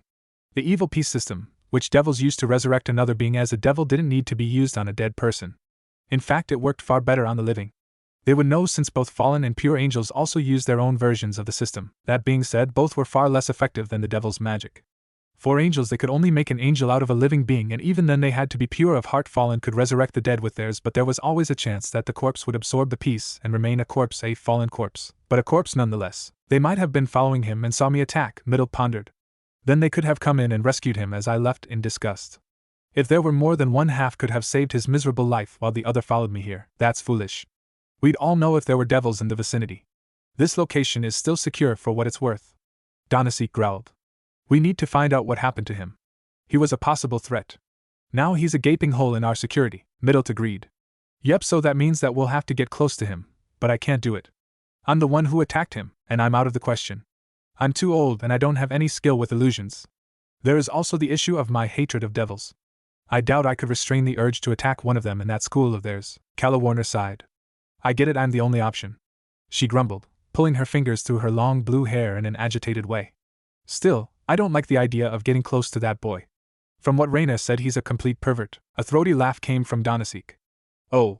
I forgot you're like the only female fallen I know whose great sin wasn't lust. Wasn't your sloth? She frowned and her shoulders dropped as she thought. No, it was envy, you ass. This is so troublesome. Don't complain. You volunteered for this mission, remember? Yeah, but only because Raynare was my friend. We both served under the same master for the last 50 years. She sighed again, wishing she could just escape from all this and get Raynare back. I'll infiltrate the school and find out what happened to her target. You two don't do anything reckless while I'm gone. Got it. You be careful now. After school ended, Naruto and Raynare returned to his apartment. Both of them were a bit on edge. Her because every devil in the school seemed to be missing from class. From the fiery redhead Rias to the now elusive Kiba. And in addition to that, the pervert was gone. Issei, Her target had disappeared and hadn't been seen all day. Naruto hadn't noticed since he was in the year above him. Raynare told him once they left home and Naruto went over the situation with her. He believed that Rias had made her move to claim the sacred gear user. Raynare agreed, but still didn't know why Naruto cared. Rias Gremry claiming a human in her own territory was hardly going to draw attention. But Naruto was still every bit as uneasy as her. Both of them entered the living room of his apartment, and Naruto disappeared in a plume of smoke. When it was gone, he was wearing black sweatpants and an orange t-shirt. He glanced back at her once before collapsing onto the single couch. She watched as he made a strange hand sign, her mouth open to ask when a loud pop echoed in her ears and a low table appeared in front of the couch. Naruto put his feet up on it while he leaned back. His tense muscles relaxed visibly as he let out a long breath. "You alright, Naruto?" "Yeah, but my instincts are telling me that something bad is happening, you know. And I'm seldom wrong when it comes to my urges." She nodded and began to disrobe. Naruto's eyes shifted toward her to watch as she stripped naked. She did her best to ignore his gaze, even though it did give her a rather nice ego boost. To have a young man who basically equaled a prince ogling her was pretty cool. Raynare moved to her room, read Naruto's room, and grabbed a more casual outfit. Naruto had mentioned that he had a slight schoolgirl fetish but admitted that his fetish for half-naked fallen angels was greater. "Hey RA-chan. I just thought of something. Coming." She moved back into the living room, pulling down her top as she did so. When Naruto caught sight of her again, he stopped whatever he was about to say in favor of checking her new outfit. She blushed. She was wearing a cut-off white t-shirt which stopped just short of the bottoms of her, giving him a tantalizing view of the pale globes. At the same time, she was wearing white lace panties that barely covered anything. Her toned stomach and long legs were uncovered, revealing a wealth of white skin. Naruto blinked. Has anyone ever mentioned that a girl isn't at her most attractive while naked? For some reason, wearing certain clothes makes the body more sexy. His face flushed slightly. "Come here already." She stepped over to the couch and sat close to him, crossing her arms under her as she did so. "So, and what was this idea you just had?" "I'll tell you in a minute. You're too good like that." "Why?" "Ah." Raynare gasped as he pulled her into his lap, already pushing his face into the crook of her neck. Pain bit for a second before pleasure overwhelmed her. His hands worked over her belly, slipping up till he brushed the undersides of her. "Naruto," she moaned as his fingers pressed into the soft flesh, kneading them. His fangs pulled free of her neck before plunging back and lower and more towards her throat. She felt him pinching her as something hard twitched under her. Raynare's pulse sped up and slowed down alternately as her regeneration factor struggled to keep up with his rate of consumption. He was taking so much it made her dizzy even as she almost orgasmed from pleasure. Naruto's hands wandered over her chest, touching and scratching, setting off a burn in her crotch. It traveled up her spine, overpowering the drain on her blood and making her heart beat a mile a minute. She moaned as she pulled free of Naruto, turning around to straddle him. Her body wanted him to ravish her. All of her instinct as a fallen forced her to act. He growled as she deprived him of her blood, which was now streaming from the wound just below her chin. His red eyes focused on her artery, pulsing strong. He reached for her, to pull her towards him, but instead of her throat, he was greeted by soft lips. Raynare kissed him hard, passionately, her hands busy tearing his shirt off as she grinded down on his lap. Naruto only hesitated for a moment before twisting her to the side, making her fall off him. He fell on top of her in a flash, his mouth already at her throat, sucking her lifeblood. She arched into him, moaning past his ear, which had become slightly pointed. Her hands were busy again trying to tear his shirt off. The material pulled apart under her superhuman strength, and her fingers splayed over his chest. She barely registered his exquisitely defined muscles before he torn her own shirt away, revealing her. A whimper escaped her as he pulled away from her neck. His head ducked and he shifted lower. Raynare raised her head to see what he was doing, only for it to fall back with a scream as he bit deeply. The pain of it wiped her mind blank for a moment, then he sucked. Raynare's back instantly arched again, pushing her into his face as he bit down harder, sucking on her, drinking blood instead of milk. Naruto let go again, only to bite her again and again, trailing back up over the slopes of her and to her collarbone, to the very center of her throat. He stopped there, licking slowly at her chin. She managed to look up into his eyes. The crimson was gone, revealing not blue but deep violet, similar to her own. "You are mine," his growl sounded in her ears and sent shivers through her. Her toes curled in pleasure, and her head fell back. Naruto purred deep in his chest, dipping his head to bite. As his fangs pushed into the tender meat of her throat, she felt her skin burn. Pain traced a ring around her neck, drawing a pained whimper. Naruto's hands drew downward then. She felt him pull back, easing his fangs out of her as his fingers caught the hem of her panties. Their eyes met again as he purred. "You don't need these." With a short snap he removed them and tossed them away. "Will you please? I want it." He nodded. "Of course," but Naruto's pupils expanded, drawing her in as he leaned forward. "Don't expect me to be gentle." Her reply was cut off as he kissed her, at the same time digging his fingers into the soft meat of her thighs. She returned it, pushing her tongue into his mouth. He bit it, drawing blood. Her eyes closed as he sucked on her pink tongue, turning it into a blood-filled French. Naruto chuckled inwardly. Raynare, you are my first mate, I'll give you a treat you won't soon forget. The next morning, Calwarn walked along the hallway following in the wake of a young human man. Supposedly he was the main homeroom teacher for the high school.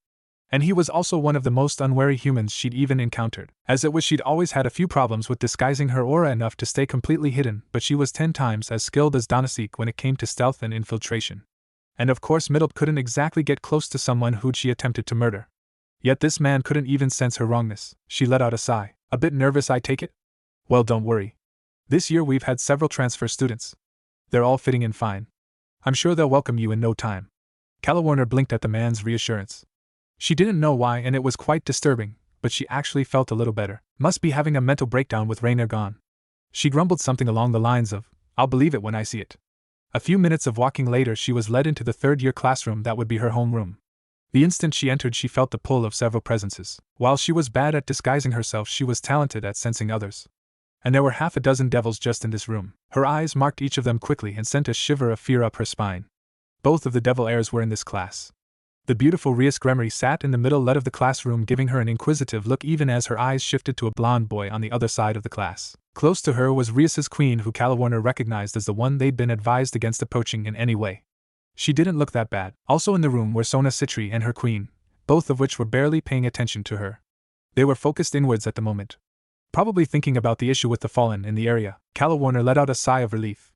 None of the devils seemed to notice her either. Must be the most inexperienced devils I've ever encountered. I guess all that time with Raynare helped. She glanced at the rest of the students, her gaze lingering on the blonde boy who held the Gremory's attention. She admitted to herself that he was handsome, with blonde hair and sapphire eyes, tan skin and a mischievous smile. He was looking at her, directly at her. She shivered again, her unease coming back full force. She quickly averted her eyes and scanned the rest of the room.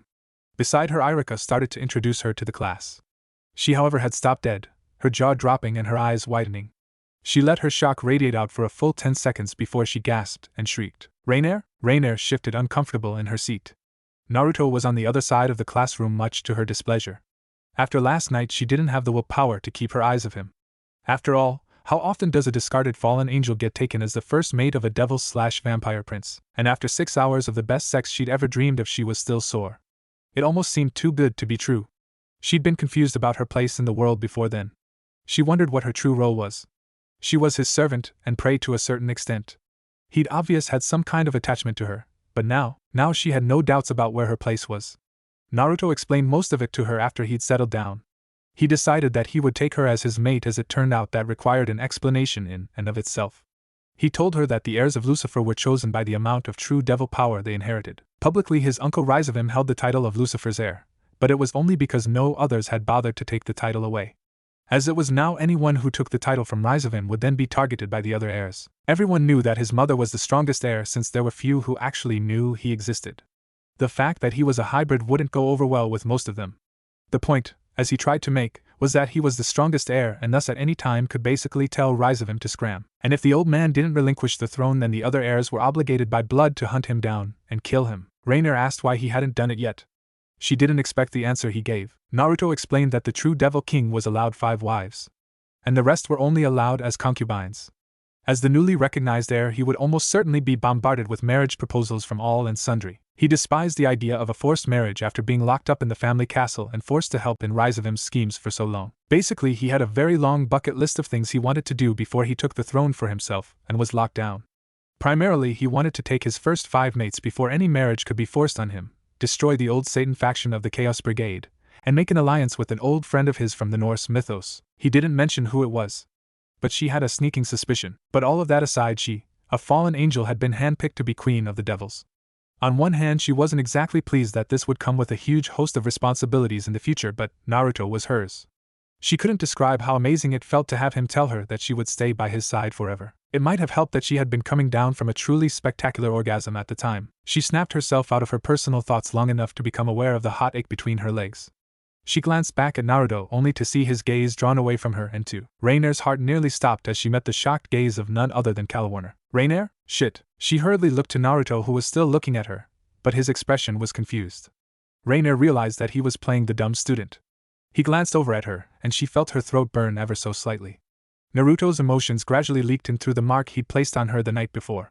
He was urging her to be calm. She could tell that much from the soothing sensation he instilled through the link. Hi, it's been a while, you forgot my name, huh? Calwarn blinked through her shock and apparently realized that she was making a serious scene now. And all the devils in the room were watching either her or Raynare. She dropped her head. Sorry, I forgot, she searched wildly, trying to remember the false name she'd been using. Yuma, you wanna talk after lunch? I'm sure there's a lot to catch up on. The older Fallen looked at Raynare for a moment before collecting herself. Okay. Sure. That'll be great. Sona's eyes narrowed. She felt something off about the new girl just then. And that name Raynare. Had she heard it before? It did have a familiar ring to it that she couldn't place. But apparently it was also the wrong name, or perhaps a nickname. All the same, it put her on edge. Even more on edge with the fact that Rias's target for her peerage had been attacked and killed by Fallen inside the town. That alone was quite enough to make her unhappy. Now the little things were just piling up. Sona didn't like it when things piled up. For instance, that was what? 6 transfer students this year when, in the last 3, there had only been 1. First there was the girl who transferred into the first year's class and had the strange pupilless eyes that freaked everyone out in class. Then there was her sibling, older by a few years but only a year above her, who had the same seemingly blind appearance. Follow that up with the yokai girl who transferred without warning, even though all supernatural students were supposed to clear their identities with her first before coming to class. Then there was Naruto, who she suspected was a half-blood. No one just had fangs like he did, not to mention he never seemed very fond of human food. About the only time she ever seen him relish the taste of something was the apples which he seemed to produce from thin air at the oddest times. That in and of itself was weird enough, but the apples were always perfect and always that bright iridescent red. She didn't know why, but that sharp crunching sound always sent a little chill up her spine. Crunch! Sona jumped in her seat, turning her head to see Naruto leaning back in his chair with of course a large apple, now with a single bite missing. His blue eyes fell to the side in a lazy manner which only made his devious smirk seem more devilish. The very tips of his fangs poked out from his lip, giving him the classic, seductive vampire look which all the girls were prone to go crazy over. He met her eyes for a moment before looking back to the new transfer student. Sona shivered silently and glanced back at the Yuma girl. She was another oddity. She'd shown up about 3 weeks ago and enrolled in the school. She never got bad grades but never had any A's either. She was beautiful in the usual cute schoolgirl way with long black hair and light violet eyes. She also tended to seem a bit shy, more so recently. However, that wasn't what made her strange. It was the fact that Sona knew she wasn't normal. There was just something different about her which practically shouted scared gear. At first she'd been tempted to recruit her along with Saji, but after she discovered what sacred gear her pawn had, she'd all but forgotten the reclusive girl. Now though there was more evidence that something odd was going on, seeing how Yuma had seemingly skipped a grade between one day and the next. She used to be in the second-year classroom with Saji and Rias's new pawn.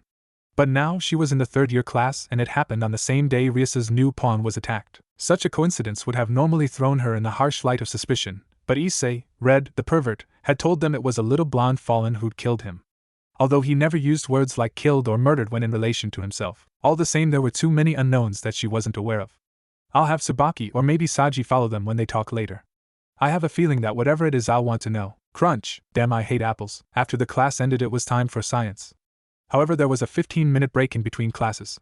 And as soon as she left the classroom, Raynare found herself being pulled along by Calwarn. Her old friend ignored the other students as she half-guided, half-dragged her down the hallway and 2 flights of stairs. Once on the ground floor, Raynare realized she was being pulled outside. Hey! Where are we going? School supply building. I found it unlocked when I scouted the school earlier. Someone cleaned up the inside. It smelled a bit like blood inside, so I figured that there must be some stupid hazing ceremony for one of these human clubs. She sounded disgusted by the thought. Raynare's mind raced. She didn't know what to tell her old friend. Calwarn had been there on dozens of missions and assignments. They'd both had the same masters time and time again. And unlike most Fallen whose primary sins were different, Calwarn had always been nice to her. Despite the fact that her sin was envy instead of lust. She gasped as she saw the storage shed that Calwarn was making a beeline for. It was the same place Naruto's had cleaned out and sealed so that normal humans didn't go near it, but supernatural being wouldn't notice anything was off. It was where he took her when he was thirsty between classes or he needed to talk to her about something. The door was wrenched open and Raynare was dragged inside. This was followed by a sliding bang as a small metal bar was drawn over the inside of the door. Then Calwarn turned to her, worry, anger, and fear in her eyes. Raynare, why? Why are you at this school?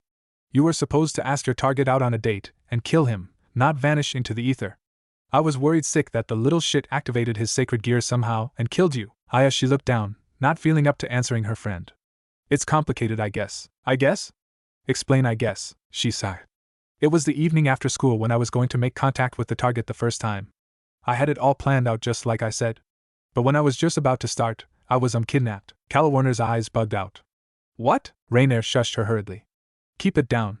Do you have any idea how many devils there are in this school? And there's yokai as well. Plus you already made a scene in class. We don't need them hearing us. Especially since you went and failed to kill the target after all that. That's not important, Raynare. Tell me, if not as a teammate, then as a friend. Why in the 7 heavens or all 9 hells did you go missing and not tell anyone? Kidnapping only goes so far, even if I believed you. You aren't that kind of person. If you were really trapped, then you would be making a scene yourself, not sitting meekly in a classroom with a bunch of devils. Doubt gnawed at Raynare as she considered whether she could tell her old friend about Naruto. Would he feel betrayed even after making her his mate? Would he be furious that she'd gone and compromised him? She just didn't know. It's okay. Go ahead. Raynare's eyes widened as the barest whisper found its way into her ear. She realized with amazement that Naruto was right next to her, leaning in close to answer her unasked question. Tell her what you want. Try to bring her into the fold if you can. I don't want to hurt a friend of yours, but there's a devil coming this way, probably to eavesdrop. I have to take care of her. But don't worry. You won't be hurt outside. She nodded as if to herself and felt the touch of lips on her cheek before the still invisible vampire stalked away. Raynare looked up to Calwarn and sighed loudly. She decided to be completely honest now that Naruto had given her the reassurance she needed. Can I be really blunt, Kara? Her friend nodded.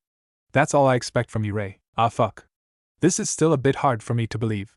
It's just that, when I was about to ask that kid out to kill him, this guy came out of nowhere and subdued me before I could so much as try and escape. He took me back to his apartment. This will probably sound like a giant load of bull, but it turned out that he was a prince. He's a devil, sort of. Anyway, he just left home for the first time.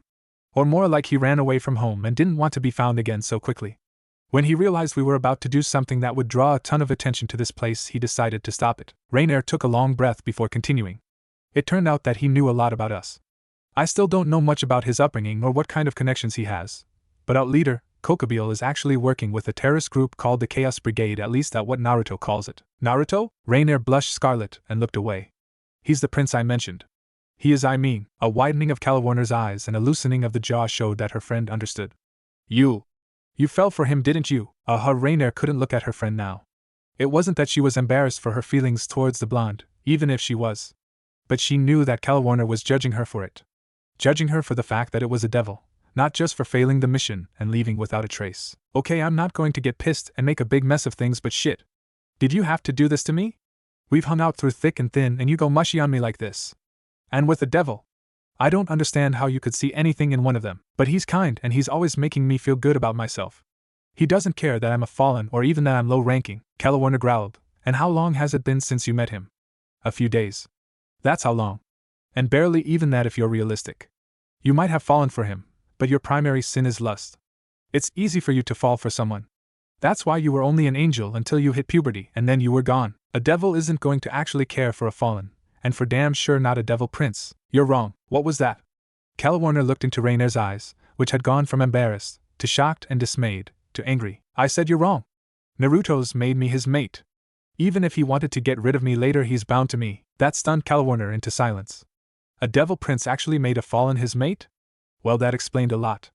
The very term mate was special in supernatural society. Marriages could be cancelled. Divorces were uncommon, but they happened. However, mating was a permanent contract that all kinds of supernatural beings used in their own way, from fallen, to devils, to yokai and more. About the only races that didn't permanently mate were dragons and angels. Dragons, because they rarely found another one of their species who they got along with, and angels because it just didn't happen. 99.9% of angels who fell in love also fell in the literal sense, but her friend had a devil make her his mate? That just didn't happen. Devils and fallen didn't mate any more than devils and angels did. At least she'd never heard of it happening. Calwarn asked hesitantly, are you sure? Yes. Naruto and we just did it last night. Her cheeks flushed red again and her breathing hitched. He's not like normal devils, Kara. He's not afraid of crossing boundaries and making friends with anyone who's willing. He offered me a chance to stay with him as his servant at first, seeing how he wasn't going to let me finish my mission, and knowing how Kokubile is, you decided it's better to serve an unknown master than one you know for sure will kill you for failure. Calwarn finished her reasoning. I don't like to admit it, but you did the same as I would if I was a luster like you. Raynare glanced at her with a slight smirk as she realized her friend had her back after all. You would have anyway. Oh really? And tell me, was this mate of yours in class? She nodded, smiling now. It was back to old times already. Calwarn wasn't going to blame her for being what she was, especially under her circumstances. And who was this prince of yours, the blonde one with the apple? Raynare answered without missing a beat. Calwarn suddenly went pink herself. Oh god, I know he's dreamy even when he's in human form. That caused Calwarn to facepalm. Damn, I'm falling into the old fangirl routine. But shit. He was like the second person I noticed after the Gremory. Those eyes of his, are those an illusion? Sort of. Naruto's actually only part devil. He's also human and vampire at the same time. Those are his human eyes and he can bring them out anytime he wants. Then his vampire eyes are blood red with slit pupils. I'm not really sure what his devil eyes are like though. They shift around a lot. Calwarn sighed and let her shoulders slump. So I guess you're not coming back to join the group? Nope. I'm staying with Naruto, and he's going to prevent us from stirring up any more trouble, I suppose. You said he want to keep under the radar. Raynare scratched the back of her neck uneasily. I'm not going to lie to you. Naruto is far beyond our level. All of us put together wouldn't stand a chance against him with both hands tied behind his back. She smiled. But he told me to try and bring you into the fold, so to speak. I don't think you want to get executed by your boss any more than I did. And Naruto has the connections to keep you safe from Kokobil, and if he's as strong as I think he might be, he could very well be as strong as him. No way, I get that he's a prince and all, but taking out a fallen general? He killed a high devil without taking a single hit. And not a weak on either. The high devils at this school might be heirs, but they don't have any real training or power unless they team up. That one was using magic on par with dragons, at least that's what Naruto said. Calwarn appeared to think about it for a long moment before she asked, Middled? I think Naruto would be fine with helping her out too, but I get the feeling that Danasik is a big no as far as Naruto doing anything other than killing him. The moment he finds out about me, he'll try to hunt Naruto down and kill the both of us. Naruto would turn him into a big smear on the ground if he tried anything. Which he would, she agreed. Okay, this is gonna be awkward. Fine, have it your way. I can take a hint. Your prince or whatever sounds like the kind of guy who gets his way more often than not. She pinched the bridge of her nose. If we're going to do this, then I need to get Middle to meet you and him alone somewhere. And Danasik is dead weight. I take it Naruto will dispose of him, pretty much. God, this is screwing with my head. I swear if I ever find a peaceful place to settle down, I'm just going to lay around and watch the clouds. Just forget about everything else. Calwarn grimaced. Then I suppose for now we go back to class and act normal. Then I go and collect Middle. We can meet here early tomorrow morning and get her sorted out. Your boy can deal with Danasik after school, and then all we have to do is get the nun and tell her that she's out of the job. Raynare thought that sounded fine. I'll run it by Naruto after the next class, and then we can talk about it at lunch. We'll just have to sit together. He can figure out the rest. Fine with me. Anyway, we should probably go now. Right. Sitting with her hands tied behind her and her ankles secured to the floor with a strange strip of seemingly unbreakable paper, Tsubaki knew she was in trouble. It had been too fast to even cry out. One moment she was heading for the storage shed to listen in to the 2 transfer students, as Sona had directed, and the next she was waking up in a small abandoned room on the east side of the school. She figured it was abandoned because she hadn't even known it was there before. But she could feel that she was still within the school grounds. A big help that was, especially since she somehow was unable to draw upon even the slightest amount of devil power. Her wings, which her pinion behind her, couldn't even be hidden. That was how much her magic was restricted. This is an interesting situation I've gotten myself into. Question is, how do I get out of it? Deciding to speak before she was spoken to, she raised her voice to be heard, only to be stopped by the most ominous of noises. Crunch. So Tsubaki-chan, how's your day going? Tsubaki twisted around, her eyes locking onto deep blue orbs. Naruto. Yep, that's me. Or I am him, or we are each other. It really depends on who you're talking to or about. He scratched his head as if he was puzzled about it himself. She blinked. What gibberish are you speaking? And more importantly, why have you done this to me? Her voice wasn't panicked, or even unstable. It was just matter of fact. Naruto seemed amused by something in her questions because he smirked. Oh, that? It's actually the ancient traditional way of speaking for devils. To always answer questions in sets of 2 or 3. The first is a direct answer to an inquiry, while the second is either a direct contradiction of the first, or the same answer phrased differently. The third is generally added to increase confusion and completely throw the first and second answers into doubt. Naruto grinned and stalked around her so that she wasn't turning to look at him. His grin was predatory. It reminded her nothing so much as the one time she'd seen Seraph's childlike mask slip completely. That had been shortly after she first joined the peerage. Suffice to say there was a mountain range, or 2, missing after that. And now to see Naruto bearing a death grin that Asmodeus himself would have wept in pride for, well, she couldn't be blamed that her control slipped. Tsubaki cringed back from him, looking away hurriedly. Please don't kill me. I don't believe I've done anything to offend you, and you haven't, just to be clear. I feel a bit guilty for tying you up like this, but I needed to talk to you eventually anyway. For several reasons, actually. It's just happening a lot sooner than I anticipated. So I'm tied up because? He raised his eyebrow. You're tied up because it's easy for a devil to fake that reasonable and constantly bland expression. And besides, few devils I've ever known are as severe as you are usually. I figured that you were hiding your real personality from everyone but your peerage. I couldn't be sure that you were as reasonable as you seemed." He shrugged. "And besides, the rest of Sona's peerage isn't any help in figuring it out. You're rather paranoid." "I know, right?" He chuckled darkly. "You'll have to forgive me, but regardless of how you see yourselves, everyone, regardless of who they are, see things through tinted glasses. Some only wear lightly shaded ones, while others walk around with the insides painted black. I had an interesting upbringing. Half of the people who I saw told me that your peerage and the new devils were nothing but traitorous scum who needed to be taught their place." She frowned as he continued. "The others said that their counterparts were fools and too stuck in their ways to see what was in front of them. And as much as I disliked the former and loved the later, I still had to find out for myself just who was right. I refused to be led blindly by anyone regardless of their intentions to protect me, harm me, or otherwise." Naruto looked down at her and said bluntly, "I've let myself be used by others for too long to take a chance on you manipulating me in some way. I take it you were raised by one of the ancient devil families? Not everyone uses the term new devil as a bad thing." Tsubaki felt less threatened now and found herself respecting him for his reasoning and his firm grasp on the truth of life. Everyone was biased, and it was a good sign that he wasn't quick to accept the views of others even if they seemed more wholesome. At her question though, Naruto burst out laughing. "You can say that again. Now I'm going to be honest with you. When I first came here it was to lay low after running away from home in a sense. And my first thought when I saw the peerages here was to seduce certain members to my side and cause mischief. However, certain events led me to decide that wasn't for the best. And with or without you knowing it, I'm already working to take care of one mess Rias's peerage is neck deep in, the Fallen. I guess you and Rias's peerage do communicate. I figured as much when both of your teams were gone on the same day." He seemed to think to himself for a moment.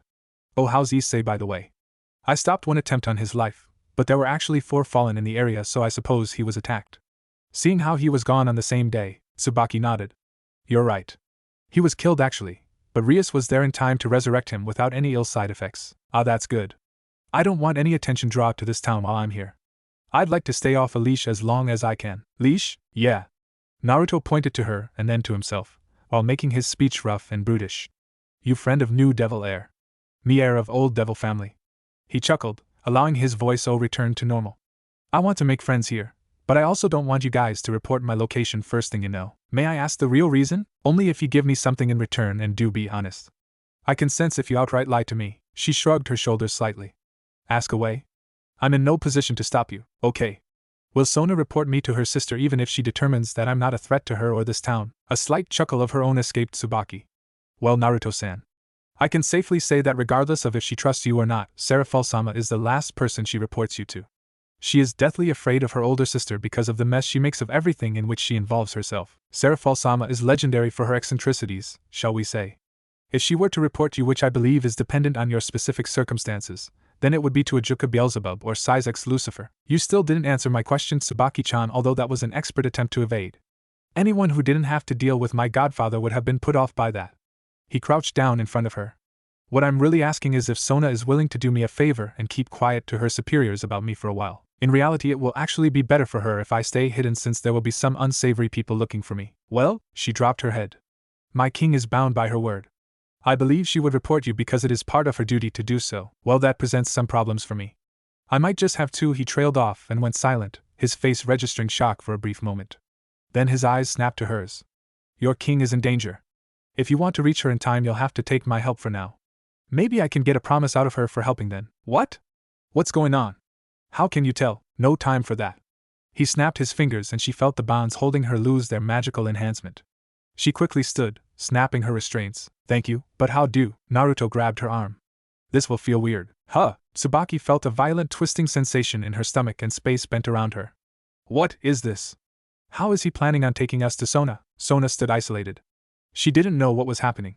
One moment the shy second-year transfer student with the odd pale eyes had approached her, asking for help, and the next she was being attacked. But that wasn't what surprised her. There had been attempts on her life before. And kidnappings too. What shocked her was the skill and ease with which she was being defeated.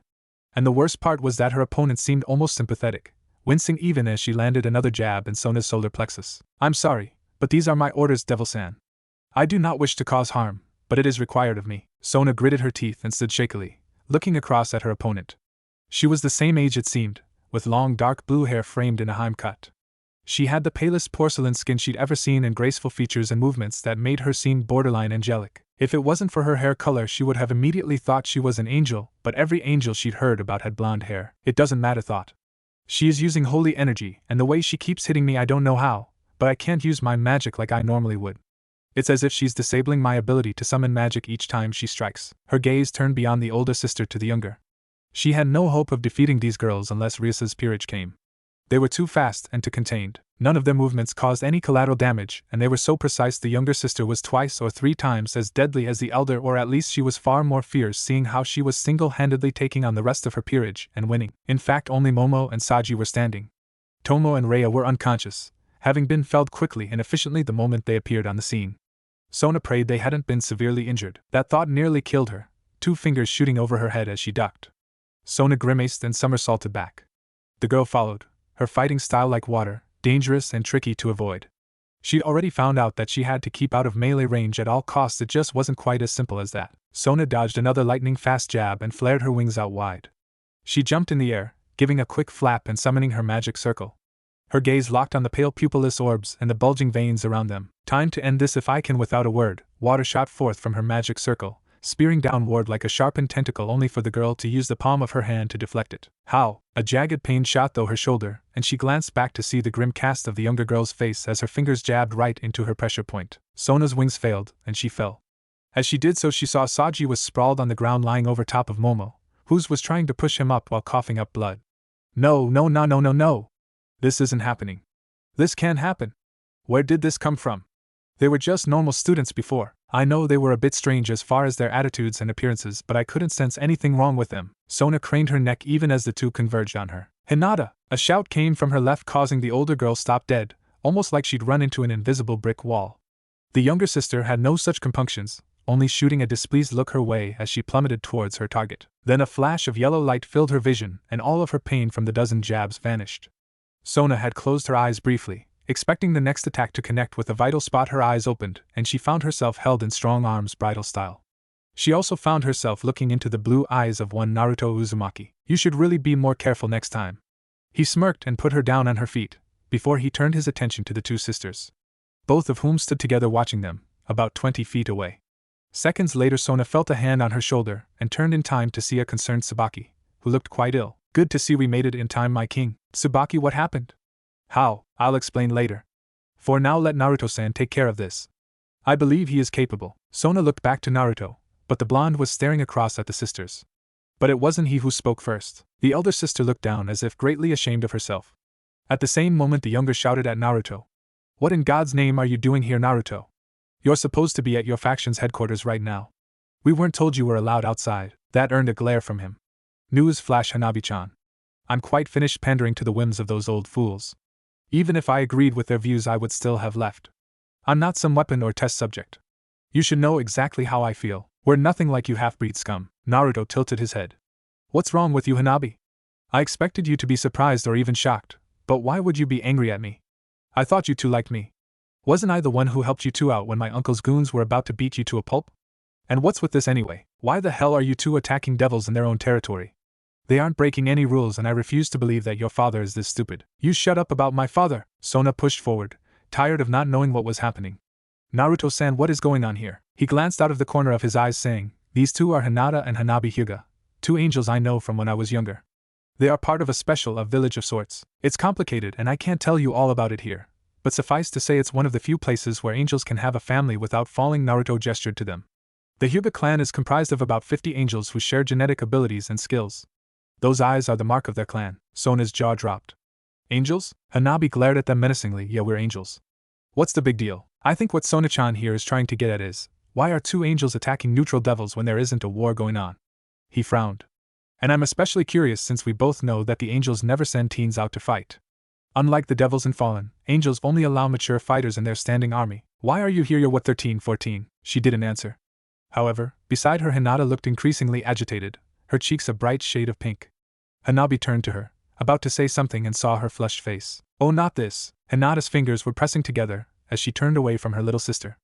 Sorry, I can't help it. She sent a strange pleading look Naruto's way as she mumbled, You know how I feel about him. That earned an enraged snarl from Hanabi, who turned on Naruto. This is all your fault.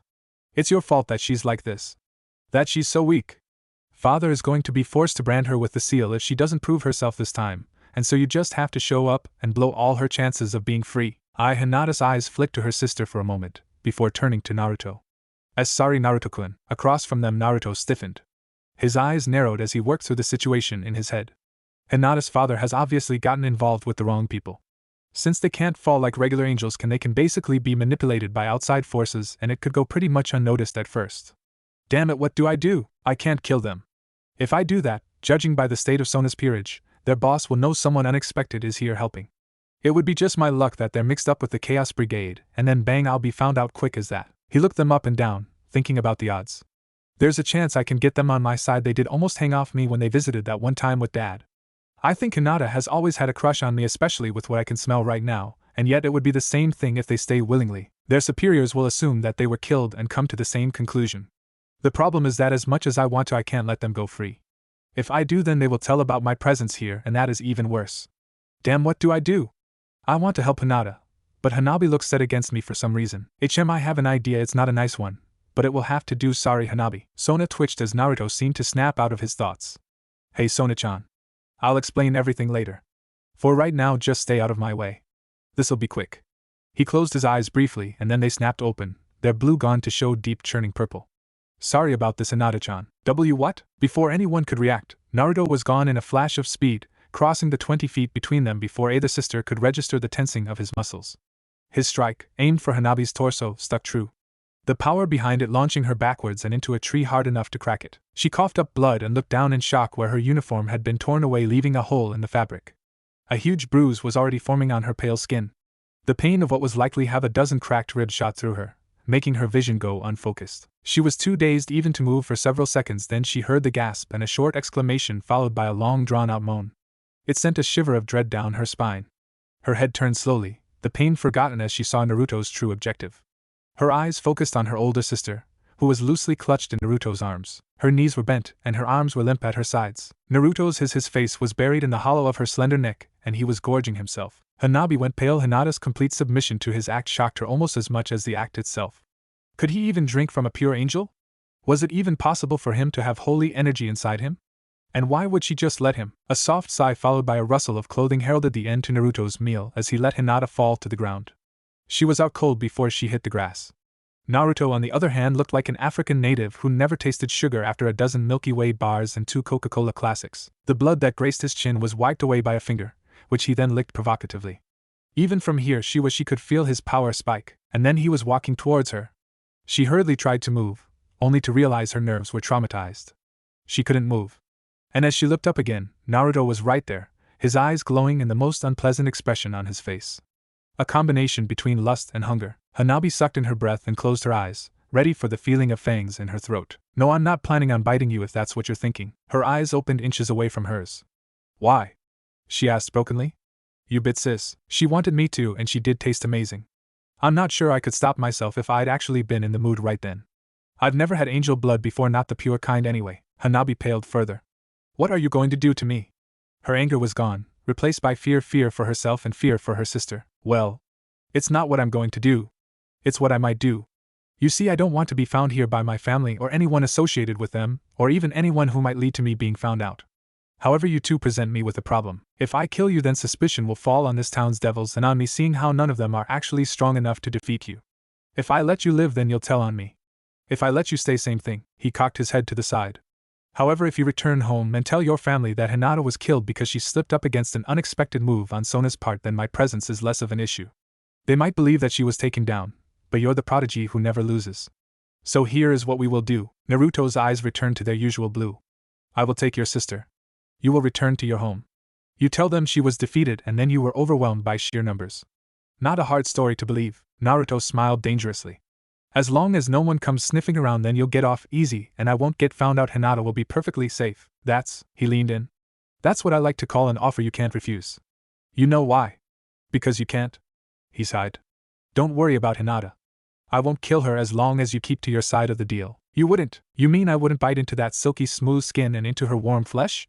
Are you implying that I wouldn't hold her tight and drink every last drop of her delicious blood till her life fled from her? I think you overestimate my restraint. His voice dropped to a low purr while one hand touched the bruised skin of her stomach. I'll give you enough power to get away from here, but not enough to heal you. I'm sure that's understandable. With that, Hanabi jerked. Heat was radiating from where his palm pressed against her bare skin. Holy energy mixed with something else was flowing into her. healing her injuries quickly. She bit back a whimper as the warm feeling flowed down her limbs, restoring control over her nervous system. Then Naruto pulled away. Just as he'd said, he left the majority of her injuries unhealed. You should go now. We don't need this getting any more complicated than it already is. Hanabi's eyebrows drew together in a solid line as her gaze shifted to her sister. Naruto interrupted her thoughts jarringly. You can't beat me to her. I could kill every student in this school and still have the time to spare to stop you. She froze. Leave now. I won't tell you again. His tone was cool, a deep glacial ice now. Hanabi shivered at the similarity to her father. Looking to her older sister again, she wished once for her safety and allowed her wings to unfurl behind her. Her pale gray eyes met Naruto's once more as she shot skyward and then headed east. Naruto, along with Sona and Tsubaki, watched her go. The latter two still somewhat confused about the situation. It seemed as though Naruto used the younger's love of her sister to his advantage, and likewise took advantage of the elder's apparent feelings for him to make it work. But the question was, how did he know to do that, and how did he even know two angels at all? Sona turned her eyes to the blonde just as he turned to walk over to Hinata's unconscious body. He quickly knelt down and gently picked her up, cradling her against his chest. Then he approached them. Sona stepped back slightly as he stopped a few feet from her. You have a lot of explanations to give, Naruto-san. I guess so, but I also have something I want from you in return. About 20 minutes later, Sona sat in the student council room, since cleaned up, with Tsubaki and Saji, who'd woken shortly after they moved. All three devils were looking at him with a range of expressions. Tsubaki was extremely wary while Saji looked spooked, but then again, nearly getting killed by an undercover angel years younger than you might do that. It probably didn't help that Hanabi's magic still hadn't worn off. Sona, on the other hand, radiated a fierce curiosity now. Her eyes were fixed on his with an intensity that he admired. So Naruto-san, I've gone against my duties to report anything strange that happens here in favor of hearing an excellent explanation about recent events. You're free to start any time. Naruto leaned back on the small couch that was off to one side of the room. Hinata was still unconscious, as was the rest of Sona's peerage. He'd only been half lying when he told Hanabi not to overestimate his restraint. As he'd found out, tasting new blood was almost like a trigger for him. He nearly killed Hinata when all he'd intended to do was scare Hanabi. Angels didn't have the same survival mechanisms as fallen. And the Hyuga clan was especially fragile even compared to how angels usually were. Their attacks were deadly, but if you could get a good hit and they were toast. Sighing, Naruto glanced around the room. I'll tell you a couple things that are just general important info. Then you can ask which subject you want clarification on. Honestly, I intend to tell you guys everything eventually, but most of the basic facts need an additional explanation on their own. First off, and I'm a bit surprised you didn't notice this, Sona-chan, when you heard my name, but my last name, Uzumaki, is the human name given to the original house of Lucifer. I figured with your reputation for intelligence and your history as a bookworm that you'd notice. Second, my other name, Namikaze, that's a family closely linked to the house of Vosk. Vosk? Sona and Tsubaki looked at each other before the latter looked back to him. You mean the house of Vosk? The vampire house that is supposed to be a branch family that serves the Valdi house, but could actually destroy them with ease because they made a pact with the Ouroboros dragon, the infinite dragon god. Naruto blinked, scratching his head. Oh well, you knew more than I thought you did. I figured you know the house, but I doubted you knew any of our history, especially not that bit. He chuckled, but the deal with Orpheus was like 6,000 years ago. The terms of the contract ended before my parents were born. The Vosk family is stronger for it, sure, but the branch family has always been stronger. Sona nodded. I've studied what's available on vampire history. At least to us devils. Your race is still scarce as it used to be in the Middle Ages. True enough, but you don't seem half as surprised about the fact that I'm related to Lucifer, the original one, that is. Naruto raised his eyebrow. Don't tell me you suspected. No, she paused, but for some reason it doesn't surprise me. The original Lucifer had 5 wives and rumor has it, 13 concubines. Each of them bore multiple children. It's been thousands of years since then. If you think about it, most of the major houses probably have a small amount of Lucifer blood in them. Sona frowned. Why do I get the impression that you are a bit closer than you imply merely using the name? Naruto smirked. You haven't guessed yet? I'm hurt. He sat forward, letting his eyes change to a violent swirling purple as he summoned his devil magic. I'm not just a part of the family, I'm the heir. Whether it was the way he said it, or the ridiculous nature of the statement, Sona didn't seem to realize what he'd said immediately. In fact, it was well over 2 minutes before her brain caught up with her ears and her pale skin became like paper. Why, you're joking. That would be a no. I am Naruto, son of Kushina Uzumaki, descendant of Lucifer. The thing is that the heirs of Lucifer aren't chosen through direct blood. It's judged by power instead. I'm the strongest of the heirs despite being part vampire and human. Of course, most aren't aware I exist. I've lived my entire life in the Lucifer family castle. You might say I decided I was tired of doing what was expected of me. He gestured to her. The complete opposite of you who are performing extra duties for your house's benefit. Naruto smirked. Now that's out of the way, I can get down to some of the more important business. You probably want to know about why I chose this place. The answer to that is simple. I thought that a town that was owned by devils and had 2 high devil heirs living inside would be easier to maneuver around. Plus, I didn't think anyone would have the balls to screw with the little sister of the current new Lucifer. His smirk widened as Sona frowned.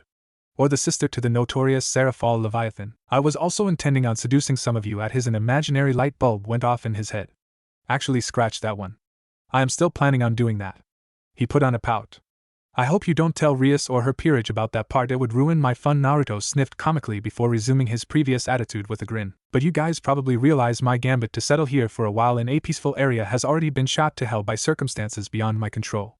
The Fallen were one thing I certainly wasn't counting on, although if you'll let me, I do have a solution for that problem. Son shared a glance with her queen before asking, what do you mean by solution? Are you suggesting that we let you go in and destroy them? That doesn't sound like a good idea? You're right. It isn't. And besides that, you don't know where they are, do you? The fact is that I've already taken one of the Fallen who goes by the name of Yuma Amano in school for my own. Her real name is Raynare, and she's quite nice, he sighed dreamily. Very tasty too. The 3 devils across from him shifted uneasily, looking between each other and wondering if it was really safe to be near him. Naruto snapped himself out of his momentary daydream. My point is that she can get a hold of her fellow Fallen, and through her I will find out who is viable to join my/our side. Those that resist I'll dispose of in a quick and silent manner. I might have enough power to level this town with a sneeze, but I'm very discreet when I want to be. So? What do you say, Sona-chan? Well, first, she stated blandly, I think you can drop the chan. We don't know each other well enough for you to address me with such familiarity. Second, I'm not sure I trust you enough to let you handle this. You may have helped me previously, however that doesn't eliminate you from suspicion. I'm hurt, Sona-chan, but I understand that you probably aren't the trusting type. He raised his hands and tucked them behind his head. It doesn't really matter. If you don't want me to handle the Fallen for you, I'll simply do it for myself. And you won't get a say in how it's done. You're a bit arrogant, don't you think? Naruto's eyes widened. Arrogant? Me? I think you're mistaken. You see, arrogant bastards are those who talk the talk and then get their asses handed to them the moment they get in a fight. What I have is called confidence, and I have every ounce of raw power and cunning I need to back it up. Don't doubt me, Sona Citri. The room seemed to contract quite suddenly for the devil girl. Naruto's eyes became all she could see, the purple changing to red slits, the pupils seeming to pulse with her own heartbeat. Sona struggled to breathe as she saw herself die in those eyes. Die 1,000 different ways, each harsher and more agonizing than the last. She gazed into the twin pools of eternity so long that she thought he had cast an illusion over her. And all the while she was falling into a deep abyss in which only endless torture and death remained. Sona dropped to her hands and knees, gasping for breath as Naruto blinked, his eyes bleeding back to purple.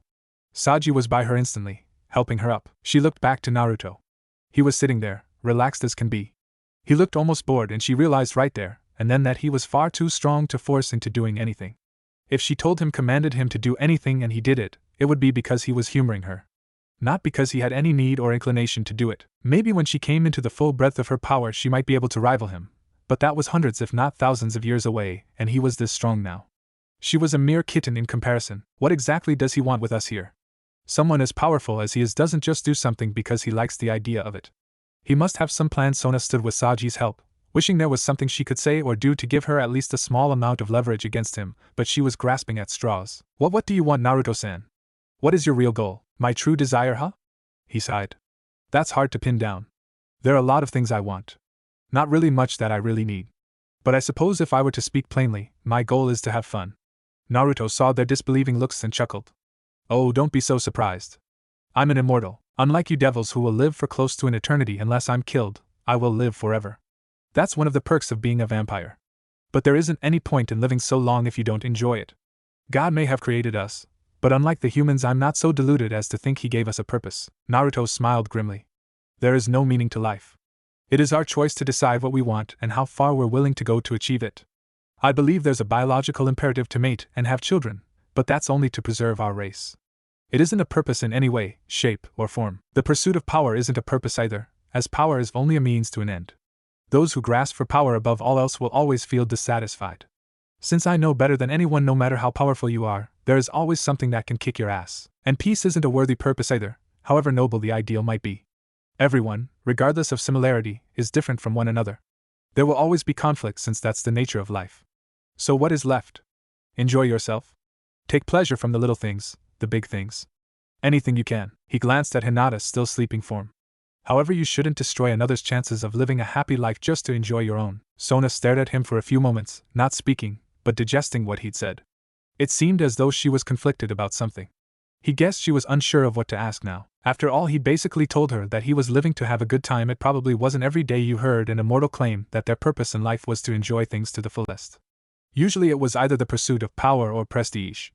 And if it wasn't a negative goal, it was something impossible to achieve like true peace. So fun? That is what you want from life. Nothing else? No change you want to make to the world? Not even some minor one? Well, Naruto rolled his eyes. I told you my main goal in life is to enjoy myself, because if you aren't, then there isn't any point in living. I have no intention of being miserable or unhappy for the rest of eternity, thank you very much. But that doesn't mean I don't have things I want to change. Hell no, there's tons of stuff I think needs rearranged, but I won't put myself in a position where I forfeit my happiness to change some aspect of devil society, or whatnot. Naruto's hand flicked out, a small plume of white smoke seeming to come from his hand. A second later it dispersed, leaving a large apple resting on his palm. He curled his fingers slowly and smiled as his claws pierced the fruit. Naruto brought it to his lips and took a bite. One of the things I want to do is remove a certain organization from existence. But before I can do that, I need a few things. One of them is allies who I can trust. I came here to this place for a few reasons. The first of them was you, Sona and Rias Gremory, of course. Your siblings, Serafal and Surzex, are the arch enemies of that organization. I was planning on getting your help after the dust had settled from my departure. However, it seems to me that the dust just keeps getting stirred up, so I've decided to move my plans ahead a bit. Which is why you're talking to us right now, correct? Naruto nodded. Now, seeing how this all started during a break between classes, and it's been longer than 15 minutes. So it seems to me that I should explain my involvement in your fallen problem before we head to lunch. Sona frowned. I have other questions as well, and I have answers to all. But if I don't feel like giving them, then you're out of luck. Fair enough, Sona sighed. Tell me about our fallen problem then. Raynare sat with Calwarn at an empty lunch table chatting, both of them nervous. She hadn't seen Naruto or any members of Sona's peerage yet. It made her uneasy, thinking that he must have been pulling the same trick with them as he'd done with her. She didn't think that would work, at least not on Sona or her queen. The Citri heir had quite a reputation as being smart as a whip. She jumped slightly as a hot sensation traced around her neck for a brief moment. She looked around quickly, only to jump again as Naruto sat down next to her without making even the slightest sound. He cast a look past her to Calwarn, who waved back hesitantly. He gave her a broad wink before turning his attention back to his mate. "Are-chan, you miss me?" She nodded. "Did your Yeah, it's been taken care of. Sona's peerage knows about the both of you now, and to some extent how you're involved with me. They also know why I'm here and what a few of my plans are. Not most of them, of course, but I haven't had the time to tell you everything either." He shifted closer to her on the table, slipping an arm around her waist and pulling her into a kiss. Slightly surprised, Raynare still didn't hesitate, returning it for long enough to make several of the nearby male students jealous. She noticed their hostile looks and promptly flipped them off. Who were they to think badly of her? If they saw her in her true form, they'd be unconscious from blood loss. She was Naruto's, not theirs. Naruto pulled away a moment later, reluctantly and wishing he could simply bite her. His thirst had returned again, and his throat was dry. He leaned in, whispering in her ear. "Before we get back to class, I'd like a bit more than a kiss." "I would like that." She leaned into him.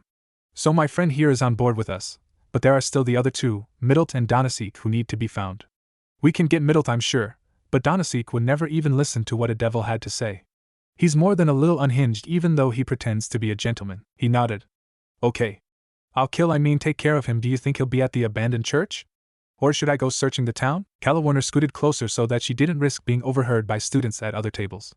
Middlet was going to be out on the look for any chance to kill the target, while Donasek held down the fort. "He'll almost certainly be there, unless he gets bored and does something stupid." Define stupid, she frowned. Like going out to hunt devils and justifying it by saying he was only looking for strays. He's done it before on other missions. It's why most people who know him consider him to be a major screw-up. Anytime he gets bored, he throws caution, and usually the mission, to the wind. Sounds like I need to pay him a visit real soon then. Can't have him getting bored and drawing even more attention, damn. Naruto looked away. I need to get Hinata out of the spotlight. Her kind are way too easy to spot. I'll have to cash in a few favors to hide her. Who's Hinata? Raynare and Calwarn looked puzzled. Of course. I forgot you wouldn't know. Right when both of you were talking, two angels attacked Sona and her peerage outside the main building. I showed up and forced one of them to leave by taking the other hostage. Their names are Hinata and Hanabi, sisters. They are rather special as angels go. You see, there's this little problem where no more angels can be created by God. So to solve the problem, a village was created where a few select angels would live. The angels born after couldn't fall and therefore could have families. This has prevented the angels from going extinct since the last Great War. Calwarn's eyes widened. How do you know about that?" Her tone was flat and disbelieving. "How could you possibly know about Konoha?" Naruto blinked. "Wait, don't tell me you know about it too." "I'm from that village," she frowned. "Or at least the rest of my family is. I wasn't born in the village, so I wasn't granted the blessing of eternal purity." "And what clan were you from?" "Nara." She sighed. "And you didn't tell me how you knew." "I'd like to know how a devil vampire prince knows about the best kept secret in heaven." He raised an eyebrow suggestively, ignoring her question. "So are you as lazy as the rest of the clan? What's your primary sin?" She didn't answer, only giving him her own raised eyebrow demanding an answer. "Okay, so I guess it isn't sloth. Anyway, the reason I know is none of your business. I wouldn't even tell R.H. if she wasn't my mate." He caught the look that Calwarn shot Raynare. "And I haven't told her yet, so don't bother playing the friend card. Suffice to say, my father had dealings with the previous leader of the village, and he introduced me to some of the Hyuga clan when I was little." "The Hyuga clan, but they're like the strongest clan in the village. A single mid-level Hyuga can take on 6 equivalent-level devils in hand-to-hand combat." Calwarn seemed to stiffen. "And oh shit. You said the angels' names were Hinata and Hanabi. I don't know that second one, but Hinata is the heir to the whole clan." Her voice, which had been slowly rising in volume, was cut off by Raynare pinching her hard under the table. Calwarn yelped and scooted away, but she still hissed under her breath. "How are you going to?" "Don't worry about Hinata," Naruto said bluntly. "I will take care of her.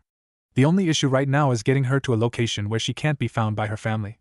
I already made plans to do that tomorrow, and it will take up most of the day. I'll expect you to keep quiet here in school and not cause problems while I'm taking care of business." He glanced at Raynare. "R.H. will be coming with me. As my new mate, it would be best if we aren't separated for a while." Naruto turned back as they saw Sona entering the cafeteria with Tsubaki. "For now, just be aware that Sona and her peerage are pseudo-allies. They will undoubtedly be keeping a close eye on you, especially while I'm gone tomorrow." Raynare nudged him gently. "Naruto, where will we be going then, and shouldn't we be taking care of Middlet and Donasek?" "No. Unfortunately, this takes precedence, although I'll leave some protection behind just in case. As for where we will be going? That's a secret. I'd rather show you. Anyway, as soon as I get back, I'll eliminate this Donasek and, if I need to, help convince Middlet to join us." Naruto stopped talking as Sona and Tsubaki sat down with their lunches. Both of them looked between the fallen, their expression unreadable. A tense silence settled over the 5 supernatural beings as the devils stared at the fallen. Eventually it was too much, and Calwarn snapped. "What?" Sona nodded. "I thought so. You don't pose a threat. I was simply making sure." Calwarn looked peeved but didn't comment. Sona turned her gaze to Naruto and Raynare, whose arm hand crept around him. Their eyes, both dark violet, met. "Raynare, Sona, so Naruto-san is your mate?" Raynare smiled at that. "Yes, he is my mate now." "Do you have a problem with that devil?" "Not necessarily. I'm only curious about how you feel about it. Naruto-san tells me you're happy with the arrangement, but I have a difficult time believing that a devil and a fallen can have such a relationship. His choosing you as a mate is also something of a personal and public issue." Sona frowned. "I'll be blunt. I don't trust your kind. Whether that is because we are natural enemies or I have been raised to feel this way is irrelevant. What matters is that I don't know if I can trust you." "Really?" Raynare scowled. "Let me put it this way. If Naruto takes his throne as he's told me he will, I'll be your queen. I personally don't trust devils all that much either, however Naruto-kun, in changing my opinion of your people. My point being that I will choose his side over any other. If you take action against me, I could care less. You already told me you don't like me, but if you do anything to harm Naruto-kun or cause his plans to stall," she glared holes in Sona with her suddenly hashed gaze. "I will take serious offense," Tsubaki snorted. "You think you stand a chance against the heir to the Citri house?" Naruto chuckled at their exchange, earning a wary look from the 2 devils. He smirked and leaned to the side, kissing Raynare's cheek affectionately. What he said next rocked them back a bit. "You should be careful, Sona. I have enough power to destroy this school without so much as moving from this spot or speaking a single incantation. And as long as we're close together, RH-an can draw on my power, and I can amplify hers. Of course, I haven't taught her how to do any of that yet, but I intend on making her as strong as she can be. You may be able to kill her with ease." At the moment, his eyes hardened. "However, that won't be the case for long." Naruto felt Raynare shift slightly, her eyes moving from Sona's to his. Her cheeks were a bit pink, and her feelings shifted across their link briefly. He allowed his own to reach Raynare as he leaned in close once more. "I hope you don't mind doing some training tomorrow as well." She shook her head quickly as they at last started to eat. Kushina Uzumaki let out a sigh of defeat. In one hand she held a report from her servant that she'd sent out to find her son. It was quite a bit sooner to arrive than she'd thought, but for good reason. "Dear Kushina-sama, I've had some difficulty finding any trace of your son, Naruto-sama, but I did discover a trace of your husband's teleportation magic near Terate Town in the lands owned by the Astaroth House. However, due to the knowledge that your husband is currently on an important mission elsewhere, I have come to the conclusion that your son is or was in the area. Furthermore, I have it on good authority that the Astaroth heir is dead. For some reason the family is trying to keep it a secret, but their servants do not serve well as mutes. The word on the street says that he was killed by a high-level fallen angel woman who visited him not 4 hours prior to my arrival. In addition to this, it seems that your cousin is not informing you of important events. The heir to the House of Gremory is apparently engaged to the second eldest son from the House of Phoenix, named Riser. In addition to this, I heard a rumor that this is not a desired outcome for the young heiress. I would advise you to attend this marriage ceremony as it might help your relations to Surzek's Lucifer. Lastly, I would offer the suggestion that you send your husband's perverted acquaintance to search for Naruto-sama, as his skill in tracking are second to none. Respectfully, your servant Yuego. Kushina grimaced as she reread the letter. This really was a problem. So her dear cousin thought he could keep her in the dark? How brave of him, but he really should have learned his lesson by now.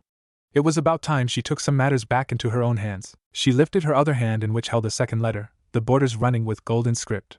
She allowed her eyes to trace over the words again while a small smile lit the corners of her lips. Kushina-chan, I hope this finds you quickly, as it wasn't easy for me to convince someone to deliver it. I've been working here for about a month now, but made no progress with the old man. He's as stubborn as ever and hates being interrupted more than you hate perverts. However, I did find some rather interesting things here that I may bring back with me on my next time home. On another note, I've met someone very interesting here. I never would have thought to meet a member of the Nine here. He reminds me so much of our old acquaintance that I nearly embarrassed myself in front of Makuba. Anyway, my messenger is becoming impatient, and I must be on my way. Make sure to tell Naruto I love him, and try to smuggle him out of the castle. That boy needs a girl before your idiotic cousin tries to arrange another marriage. With love, Minato. Yet another sigh escaped Kushina as she finished reading her husband's letter. I wonder what Minato would say if he knew Naruto had left the castle only days before his letter arrived. He'd probably take the opportunity to show him the sights I always was trying to keep Naruto from seeing. Kushina rubbed her temples and thought. Maybe I should go to this wedding and speak to Surzek. It would be a double opportunity. Perhaps I can have this wedding cancelled. I know Naruto hates arranged marriages, but if only there was a way to make it work. Calwarn looked around the large apartment that Naruto was currently living in with Raynare. It felt strange to be there, probably because I'm being completely ignored. Calwarn never really understood the meaning of the saying feeling like a fifth wheel until now. As it was, she was sitting on a long couch with her feet up on a low coffee table, listening to the low moan coming from the bedroom.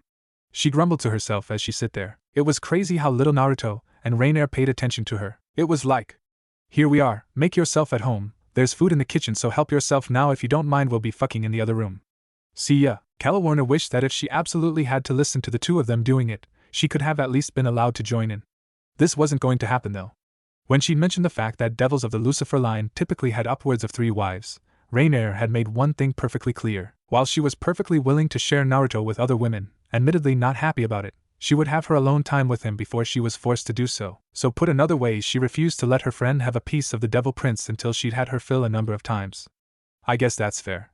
But damn, it's making me horny just sitting here while it happens. Then again a thought popped into her head. Calwarn rummaged through the small dimensional pouch she carried with her, swiftly pulling out a little red book. A wicked little grin appeared on her face as she swiftly opened the book to a well-marked page and began reading. One thought crossed her mind as she slipped one hand down under her skirt. Ika with Adioa. Standing in a huge cathedral-like room, a tall blue-eyed woman of intimidating stature stood, looking annoyed. Her long wavy blonde was curled around one finger endlessly as she watched 2 servants.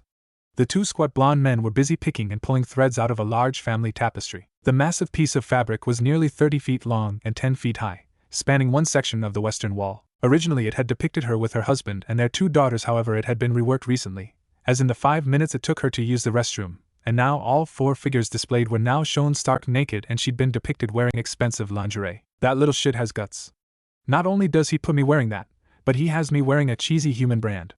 I'll break his legs if I catch him alone. A small frown forced her eyebrows to meet in a gold V. This was getting to be too much. Every single day, every 10 minutes something went wrong and it was starting to get on her nerves. Like very on her nerves. If she didn't find something to blast into oblivion, she would go crazy. She was still watching the servants unpick the alterations 30 minutes later when her husband returned from his meeting with their king. Freya turned to him, her lips twisting into a smile. Did Odin say he could restore your beard, dear? A solemn shake of the head and a lively twitch of his violently pink beard told her that it wasn't possible. Her husband's soft grimace turned into an aggrieved expression she knew well. After all, they were Loki's favorite targets, mainly because they'd already lost the privilege to go after him. Seeing how Loki could come and go from Asgard as he pleased, it was less than easy to catch the little cretin. She was forbidden from leaving after an incident with Azazel, the Fallen's current leader. And he husband was restricted to the usual means for leaving. Loki could be in the underworld before he managed to convince Tyr to let them out. That brat is going to pay next time I lay hands on him, he grumbled. I swear it was bad enough with him rearranging the furniture in the house in the middle of the night. But this? Permanently coloring my beard pink and then dipping it into a cup filled with Styx water? Now my beard is indestructible and even I can't shave it off. I'll have to wait 200 years for it to grow out. He cast his blue eyes downward, sulking. It's alright. I'll hex him with something nasty next time the court dines together. He nodded. That would be excellent. You're the only one who can fool Odin into letting you sit next to him. I just hope he doesn't bring that damned mutt next time. The thing's begging was nearly intolerable. Freya just sighed and went back to watching her servants toil. It really was a shame she could do something more permanent to Loki, but he was the god of tricksters. Fooling or pranking him to any great extent was nearly impossible. She pulled a hand through her hair again. If he does too much more this week, I'll start getting gray hair. I'm a goddess for Odin's sake. A while later, Raynare was lying in Naruto's bed, still breathing hard. She brushed the hair out of her eyes as she rested her head on one arm, watching him.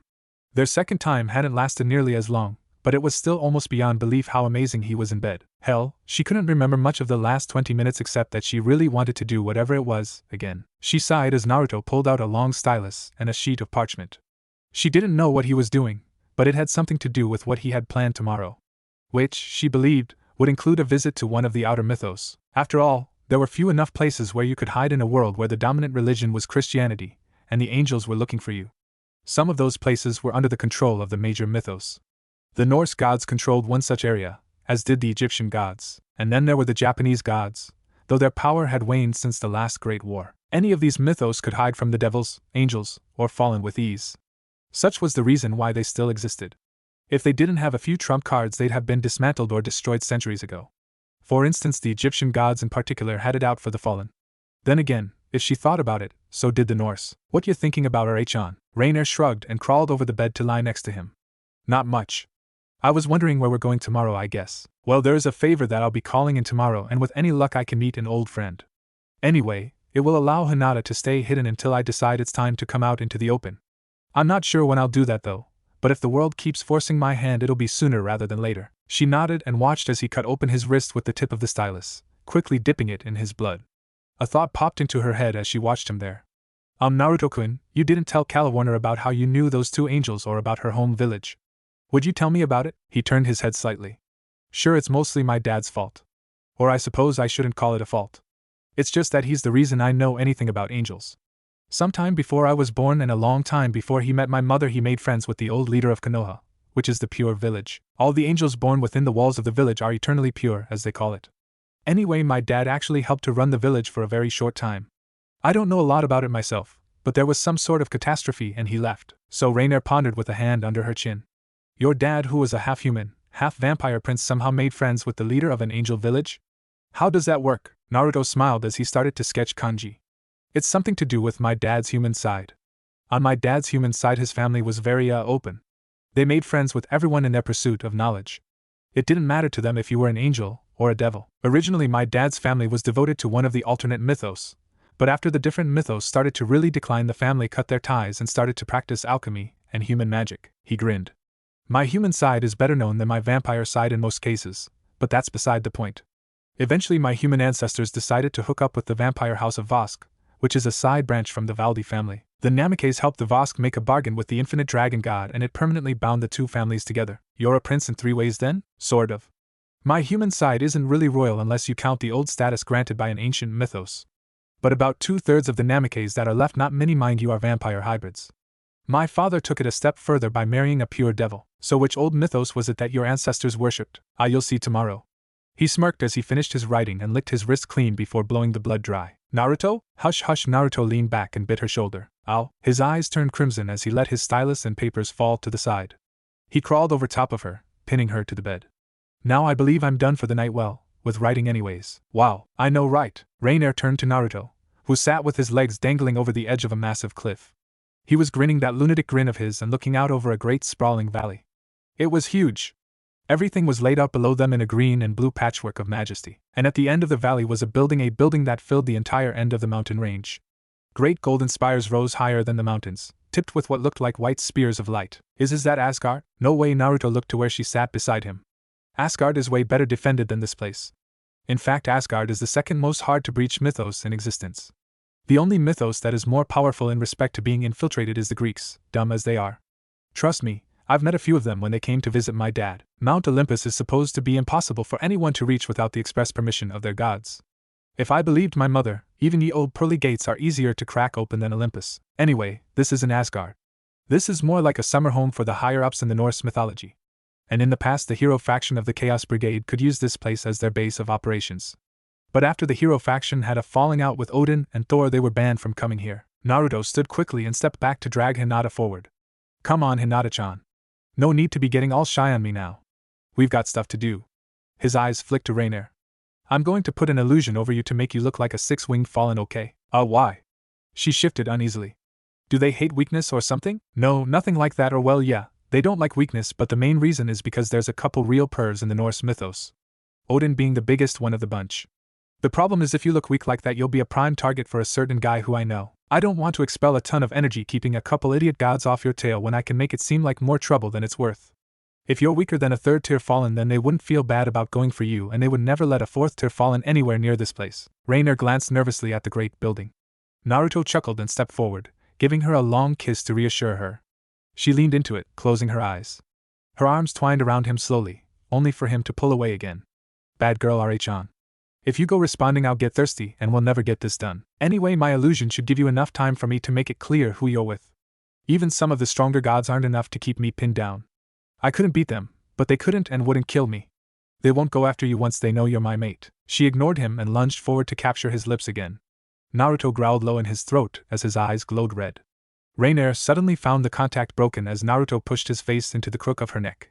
His bite sent pleasurable shivers up her spine. Raynare mumbled incoherently as she got what she wanted, the heat in her chest bursting as Naruto forced her backwards. Fangs sank in deeper, and he sucked hard. She moaned, the sound of her voice spurring him on further. Hinata stood there awkwardly, feeling like a fifth wheel, but wishing it was her in Raynare's place. If she were honest with herself and had the will to see it through, she'd have already asked Naruto to be his mate. She wasn't concerned with falling like most angels were. Especially since it was technically impossible for her to fall anyway. It just made the idea more attractive to her, and Naruto did say he enjoyed her blood. Maybe he'd make her his mate once he no longer had the need for discretion.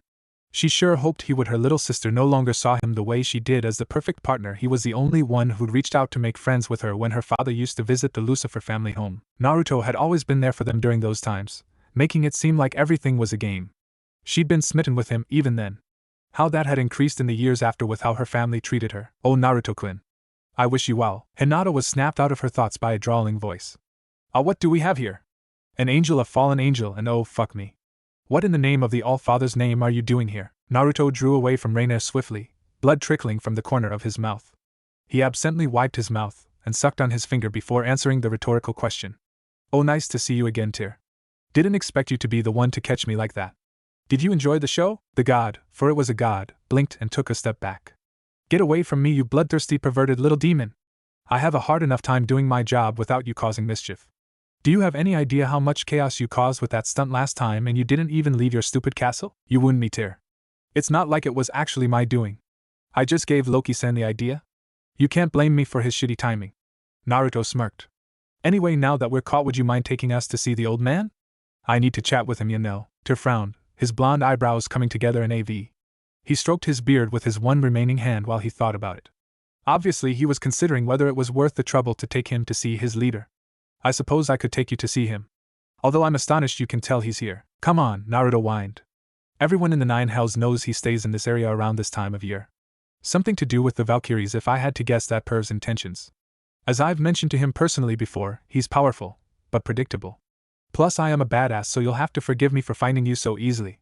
He grinned. But as you can probably figure out, I already knew the location of this summer home. It's not as if I didn't pay attention to my uncle's conspiracies. He knew about this place since the hero faction used it. So I know this place since he can't keep his mouth shut. The blonde god rolled his eyes in an uncharacteristic display of annoyance. Not that his earlier outburst hadn't been out of character already. Tyr was one of the more easygoing gods in the Norse mythos, but he was also, interestingly enough, the least abnormal. Odin was a perv. Thor was a battle maniac and Loki was obsessive-compulsive. You didn't even want to get started on the new gods. Most of the other were the same way in one manner or another, just worse. Tyr was one of about 4 gods that didn't have a few dozen screws loose. Maybe he might have been hiding a fetish for Egyptian cat furries or something creepy like that. You never could tell for sure. At last Tyr nodded. Very well. Come Namikaze. If you want to meet with the All-Father, then you'll need to catch him well before the feast. Since we all know you won't be allowed to attend and I doubt you want to spend a week waiting. Naruto and Raynare noted that he sounded almost afraid that Naruto would be invited to attend. Naruto turned and helped Raynare to her feet, smirking at Tyr's uneasy posture. His eyes settled on his mate again. He hadn't had the opportunity to cast the illusion as he'd hoped, and he didn't dare cast one in front of Tyr.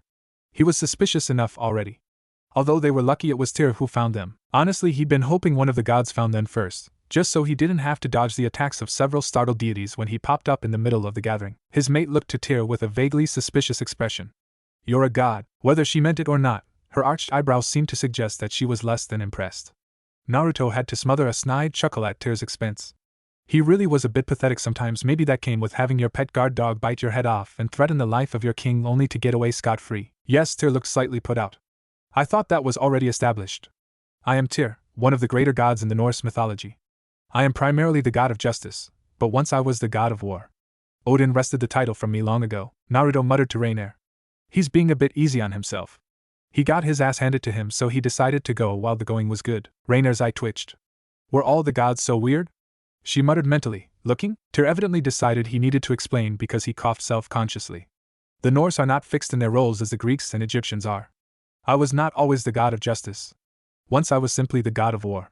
My nature changed over many centuries, though I still have a strong connection to war, seeing how that is the basis for our divine power. So there are more than one of you gods of war? Yes, Odin is the primary god of war, along with Thor and a half-dozen others. We each embody a certain aspect of humanity, and like humans, we change. Anything else we may be in addition to that changes with the whim of fate. This is all comparative, of course. My aspects haven't changed in many centuries, where by contrast Freya just recently became the new goddess of retribution again. Naruto chuckled. That sounds oddly familiar. Loki, you might say that. Tyr shrugged his large shoulders dismissively. Anyway, we should really be going if you want to see the All-Father. Naruto smirked and took Hinata by her hand, while keeping a hold of Raynare. Ready when you are. Very well. I foresee this as becoming very tiresome, but Odin would be displeased with me if I didn't allow his favorite devil to see him. Hinata and Raynare both gasped as they felt magic similar to holy magic, and yet not the same at all, flooding the air around them. Then as suddenly as they felt it, all four vanished in a flash of blue, leaving black ruins scorched into the stone overlook. Raynare never knew she could be so completely and utterly unprepared for the truth. Naruto had told her more than once just how the Norse gods really were. It was disturbing. Sure, the angels, fallen, and especially devils had their weird eggs. But their gods were quite frankly unnerving with how immature they all were. It had started off how you might expect. Tyr's teleportation spell had brought them to the heart of the castle, to a huge room filled with the gods themselves. To say they were surprised to see Naruto, a half-vampire, half-devil prince hybrid, would be a severe understatement. Not that it at all stopped them from trying to get their claws into him. Several of the nearby goddesses actually made straight-faced propositions to him. Either that or they were offering to make him their vassal. She could only smile when he turned them down. Raynare wasn't so nice when the other half of the room tired to come on to her at the same freaking time. Like seriously? An entire room full of gods and not one guy could reliably get laid? None of them could relieve sexual frustration? They were deities, for heaven's sake. They shouldn't have had a problem with that. Weren't horny gods the whole reason why the Greeks were known for their demigods? But other than that, they were surprisingly chill. Then again, she wasn't one to talk. Azazel, the leader of the fallen angels, was perhaps the most chill man in existence. He was about as chill as you could get without freezing to death. Even now, while she sat with Hinata and Naruto at a small low table with Tyr and a goddess by the name of Sif, she couldn't help but remark on how lazy everyone seemed. So you are all a bit easygoing, don't you think? Tyr glanced at her. What do you mean by that? Well, I wasn't born a fallen. I was originally an angel, so I know how they act most of the time. And I know how the Gregorius behaves. And through Naruto I know how Devil Society operates. All three of those factions are constantly on edge, so why are the Norse so lazy? The god of justice looked slightly uncomfortable and decided not to answer. Beside him, the blonde goddess Sif gave him a dirty look and muttered about candy-ass relatives before turning to them. She smiled slightly as she explained, "We, the Norse gods, along with the Greek and Egyptian mythos, have all agreed to take a back seat to world events, and likewise the three great factions have agreed to keep clear of us most of the time. It's fairly simple. We are relaxed because we don't play an active part in world affairs as of now. When the first Great War broke out, the primary mythos joined in the fight. That was until several dozen gods from separate religions were slain. Since then the Norse especially tried to keep out of the way. It's one of the reasons that our numbers actually grow. If you haven't noticed, there are 3 times as many of us than there used to be." A frown marred her features. "As opposed to the Native American mythos, which was decimated in the First Great War. Only 4 gods and a single goddess remain of their once mighty pantheon." Hinata and Raynare shared a surprised look. "Holy shit, I never knew you gods actually took an active role back then. I guess I figured you'd always been on the sidelines." "It would seem that way, wouldn't it?" Sif sighed. Many of our people have decided to integrate into the human populace these days. For instance, the Valkyries are almost entirely based out of the mundane world now. We only have a small office for them in Asgard. Raynare opened her mouth to ask where Asgard actually was when the room was suddenly silent. All the assembled deities went silent. And then there was a flash of incandescent blue fire and Odin was standing over their table. Naruto stood by his side, smirking. Raynare had seen that look several times before. He was pleased about something very pleased. So Naruto-kun, this is the angel you wanted me to shelter? Quite a catch, I must say. Unique eyes. Yeah? But like I said, Perv-sama, she's one of those look but don't touch things in life. So don't get any ideas or I'll tell my godfather that you publicly denounced his whole book series. Naruto made a knife motion across his throat with one finger. Wouldn't want to try and get the new release when he's trying to separate your head from your shoulders. Odin stiffened. Right, of course. Can't have that now, can we? Now, this place isn't the most secure place in the world for her. The feast won't be cancelled.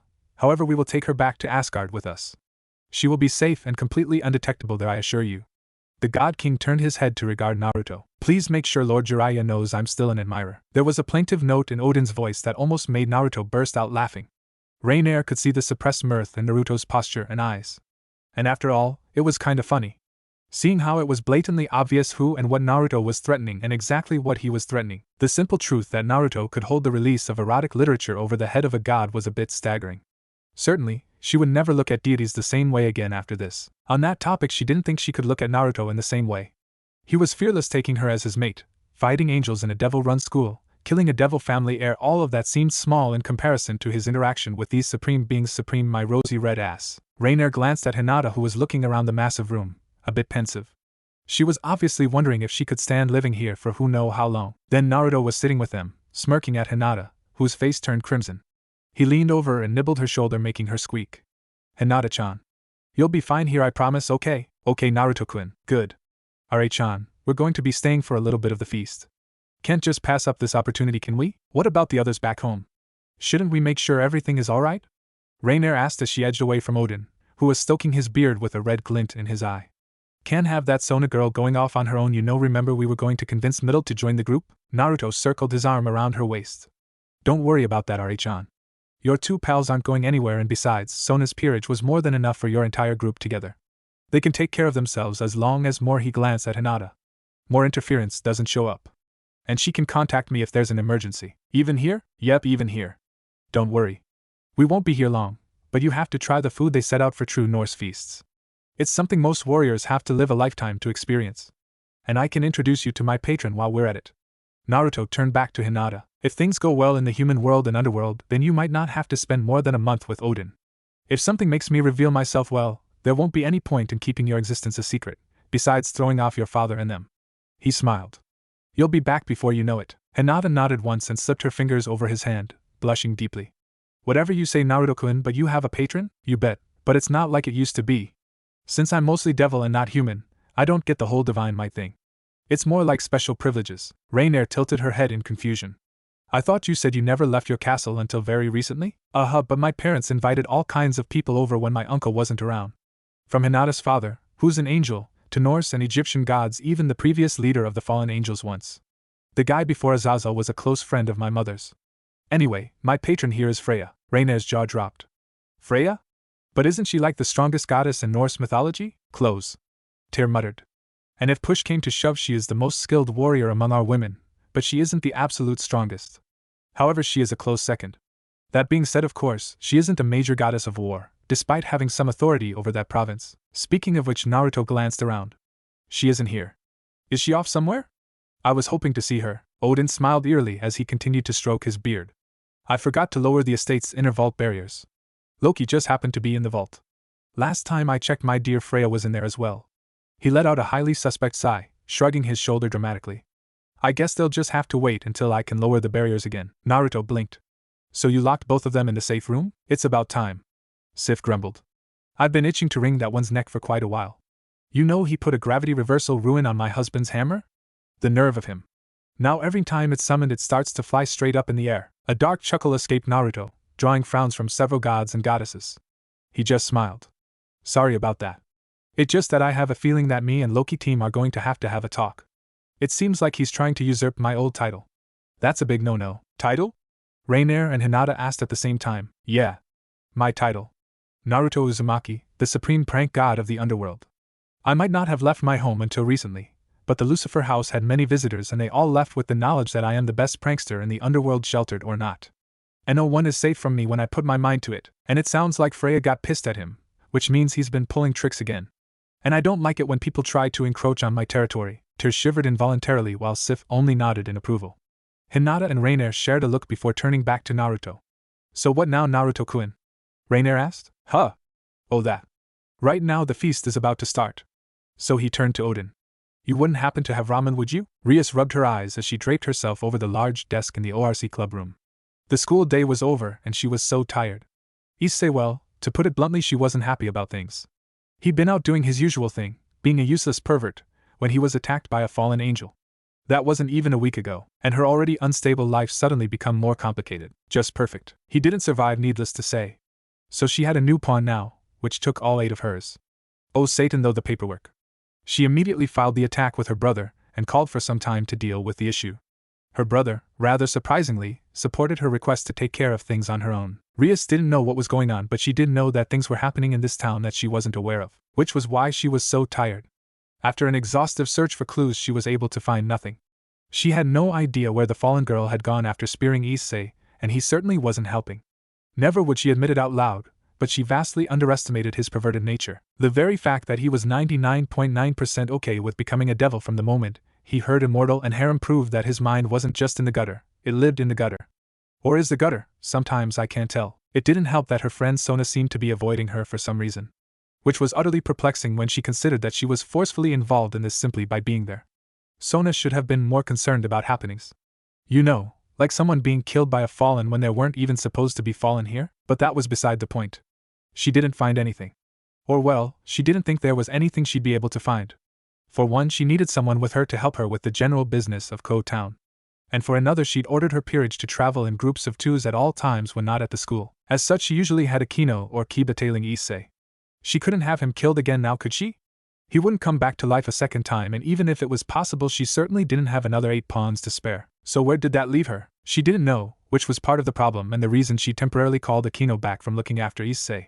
She needed advice, and she found herself too worn out to think properly about strategy or politics. Era, you look done in Rias. Rias didn't dignify her queen's jibe with a response, but she did close her eyes. Oh, how pleasantly soothing it was not to be looking at anything. Yes, soothing blackness.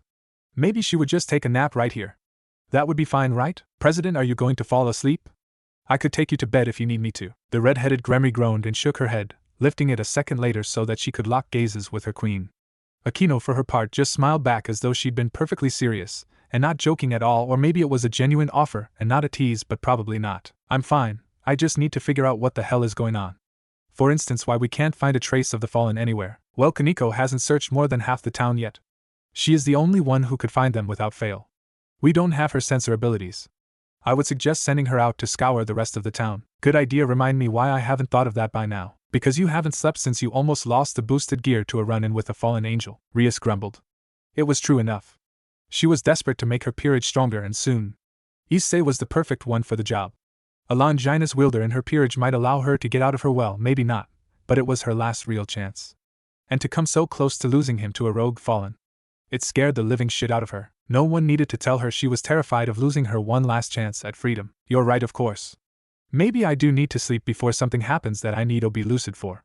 Actually, Akino, could you please go out and find Issei for me? I worry about him sometimes. Sometimes? All the time. He's hopeless as he is now, and that was something they both agreed on. Akino merely nodded and created a magic circle, vanishing into it a moment later. Rias let her head drop again, hitting the table with an audible thump. How she hated keeping up a professional attitude. Now alone at last, she could sleep without any interruption. Try slower. Of course, Kanadi-sama. Oh yes, this is the good stuff. Keep it coming, my blushing beauties. I'll have this next book hot off the presses before you can say bestseller. Frantic scribbling might have been heard by 2 lovers had it not been for a sound-muting barrier set up around a large hunched man. He was, as previously mentioned, large, with long spiky white hair and tan skin. He crouched on one side of a large stone wall, on a window ledge. His hands worked at a blazing pace, putting down every intimate detail of the encounter he had the pleasure of viewing. And it was gold. Yes, it was. He might even get enough quality material here to publish his 6th book. He was calling it Make Out Paradise, edition number 3, Sisterly Love. It was sure to be another hit with all the boys and more than a few girls judging from the scene he was watching right now. Quite the scene indeed. One might wonder at the reaction the two women inside would have had if they knew that their ahem activities were being jotted down in exacting detail by one of the most perverted individuals in the world. Hell, they might even end up reading his novel once he'd spruced it up a bit. Really, there needed to be less talking at this point. Girls sure know how to drag it out, don't they? Sigh. Suddenly there was an expectant cough and the man whirled around only to stop and frown. And what are you doing here? I thought you were serving Kushina-chan. Well, Lord Jiraiya, that's just it. I have a message from Kushina-sama. She has a task for you. Jiraiya, the legendary angel and quite possibly the most popular angel in all the 9 hells, blinked slowly. Not quite comprehending. Wait, you just said that Kushina Uzumaki wants something from me? Not Minato-kun? Yes, you overrated perv. She wants you to track down Naruto. He recently jumped ship. We suspect he's hiding somewhere in the human world, as me and my fellows have already performed an exhaustive search of the major underworld areas, at least the ones we're allowed into. More specifically, she would like you to do it quickly. She has made plans and wants Naruto to be attending a wedding with her. A wedding? Jiraiya tilted his head. Well, that's damned odd. This would be the first time that she'd let Naruto out of the house excluding this incident. Are you sure this isn't one of Minato's pranks aimed at making his wife hate me even more? Yuego sighed, her eyebrow twitching as her ears finally surrendered their mental block and the moaning from beyond the window registered. As much as I'd like this to be a trick, it isn't. Naruto left home and is roaming. I don't think I need to tell you what might happen. Let me guess, royal heir to the house of Lucifer with overpowered, technically impossible mutated sacred gear decided to go have fun in the human world. Well, I don't see what could possibly go wrong with that. Sure, he might find a bit of trouble, but he's a good kid. Minato brought him up right, and he's not nearly as bad as me or his father when it comes to women. So you don't even have that to complain about. If it were me, I'd let him have his fun. Oh, you would. But Kushina-sama might be a bit worried that her only son and the heir to the royal house of Lucifer is out on his own in possibly dangerous circumstances. Yuego was starting to get tired of speaking to Jiraiya. The man sure knew how to rub her the wrong way, or was that women in general? Jiraiya evidently realized that both her patience and by and large, his peeping, was at an end. He gingerly stood and pocketed his notebook. Very well, tell Kushina-chan that I'll be right on it. Do you have any idea where my godson might be? We wouldn't have come to you if we had a chance of finding him ourselves. Working with you is almost more trouble than it's worth. Fair enough, but I expect to get something this time. My services aren't free. Figured. Yuego put her hands on her hips. Fine, name your price. And it better not be me, or I swear to Satan I'll skin you and tan your hide for a purse. I hear angel skin handbags are the new thing in Tartarus. The older angel winced. Ouch. Okay, my price is simple. I get to take Naruto on a trip with me a month tops, but no oversight. No. Great. I'll get right to I wait. No, that's right. No. I refuse to let you corrupt Naruto-sama more than you already have. You already turned him into a terror with his pranking, and he's more manipulative than my master ever was. He might get even worse than he is now. At least at this point he has morals. You wound me, Yuego-chan. I would never corrupt him. Sniff. Besides, it would just be a harmless bonding trip. When do I ever get to see my godson? Yuego snapped back. When have you ever not tried to get him to help you with your research? I know damned well that the young man is growing into his looks. And he is more powerful than most of the Lucifer line ever were. You just want to throw him into as many icky situations as you can so you can write more erotic literature. Well, that's certainly a motive, Jiraiya admitted glumly. But really, I'd like to spend more time with him, not just girls, you know. Plus I can use the opportunity to check on the seal. Minato-kun probably hasn't had the chance recently. Yuego paused. Fine, you have a point there, but you could just as easily check the seal when you find him. I could, but it wouldn't be as much fun afterwards. You know he's going to probably give me a run for my money before he ever lets me drag him back.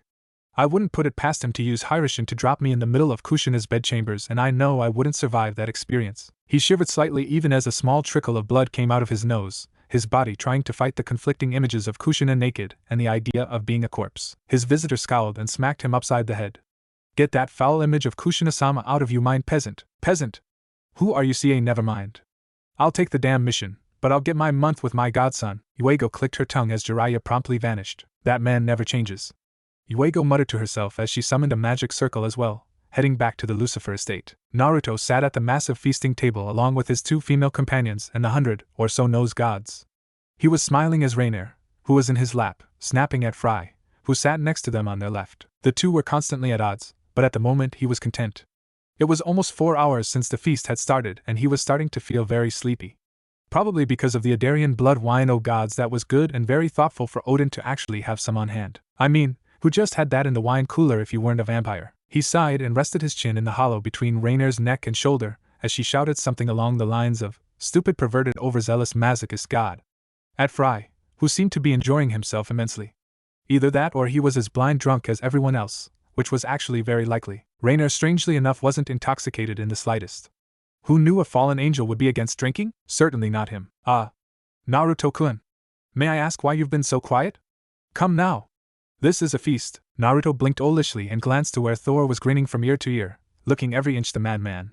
Several other gods had locked onto the conversation for a brief moment before going back to their various talks, contests, tall tales, and bets. Naruto answered Thor only with a hand nudging his tankard, still half full of the potent wine. Thor quirked an eyebrow, then guffawed loudly. Ha! That's it. You've never had our Adarian blood wine, have you?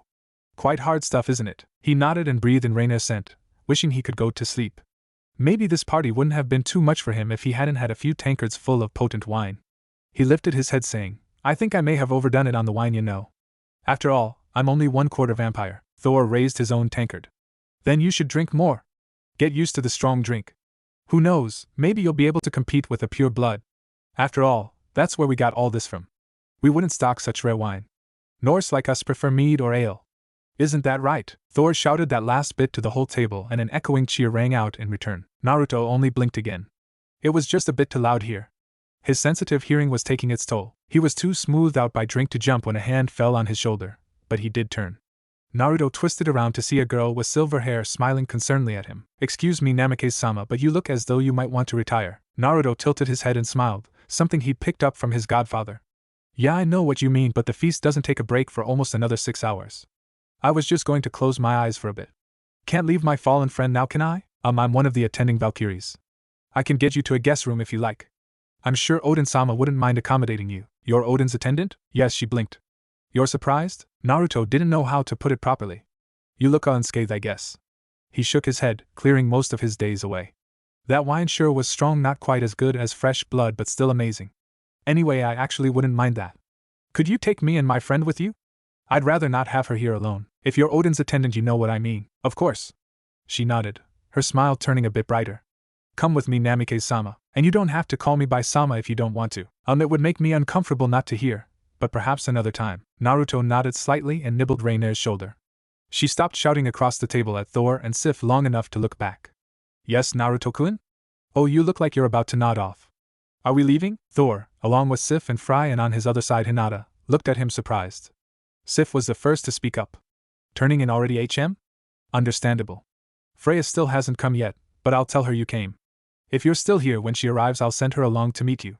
She misses her favorite one. Yeah, thanks. Naruto nudged Raynare, who stood. I'll take my leave then, see you when I can keep my eyes open properly again. They smirked and Hinata waved to him distractedly. Naruto smiled back before turning to the Valkyrie. Would you mind? Of course, Namikaze-sama. Calwarn woke in a comfortable bed, stretching with an almighty yawn. Her eyes opened as she sat up. Naruto's guest room in his apartment looked at it had when she dropped into it the previous night. It was nice and warm and, ring ring ring, shit, she was late for school. Calwarn burst into the classroom just in time for the Irika to call her name. Here. She called, darting over to her seat and ignoring the look she got from the rest of the class. Calwarn dropped into her seat quickly and looked around, checking to see, They're gone? Rias, Akino, Sona, and Tsubaki. All the devils that were usually early to their seats weren't in the classroom. They were absent. Why though? Naruto rolled over in his sleep. A dull pulse invaded his mouth and he groaned, sitting up in one movement and depriving a semi-conscious Raynare of her pillow. She muttered something and Naruto felt her strong arms drag him back down. A second later she rested her head on his shoulder and put an arm possessively over his chest. Morning, RH-on. You should just be quiet and by my pillow. I was having fun at that feast, and you had to go and get drunk on that weird wine they had. She twined her legs with his, trapping him partially. She also inadvertently set off his thirst. Speaking of which, I need a pick-me-up. He grinned and skillfully disengaged from her. Didn't you drink blood last night? Wasn't it blood wine or something? Why would you need a pick-me-up? You can't really get drunk on blood, can you? Or was that really what they said it was? Naruto brought his face close to hers. It was a special kind of blood taken from magical beast. Then it's processed much like human wine and aged. It's basically the only way for a vampire, even a hybrid, to get intoxicated, but it also intensifies our thirst for normal blood for a few days afterwards. Now shush, this Uzumaki is thirsty. He dipped his head and bit deep into her flesh. Raynare squirmed and gasped as he pinned her to the bed. A short moment later her instincts got the better of her. One hand trailed down his bare torso to stoke at his manhood in his boxers. Naruto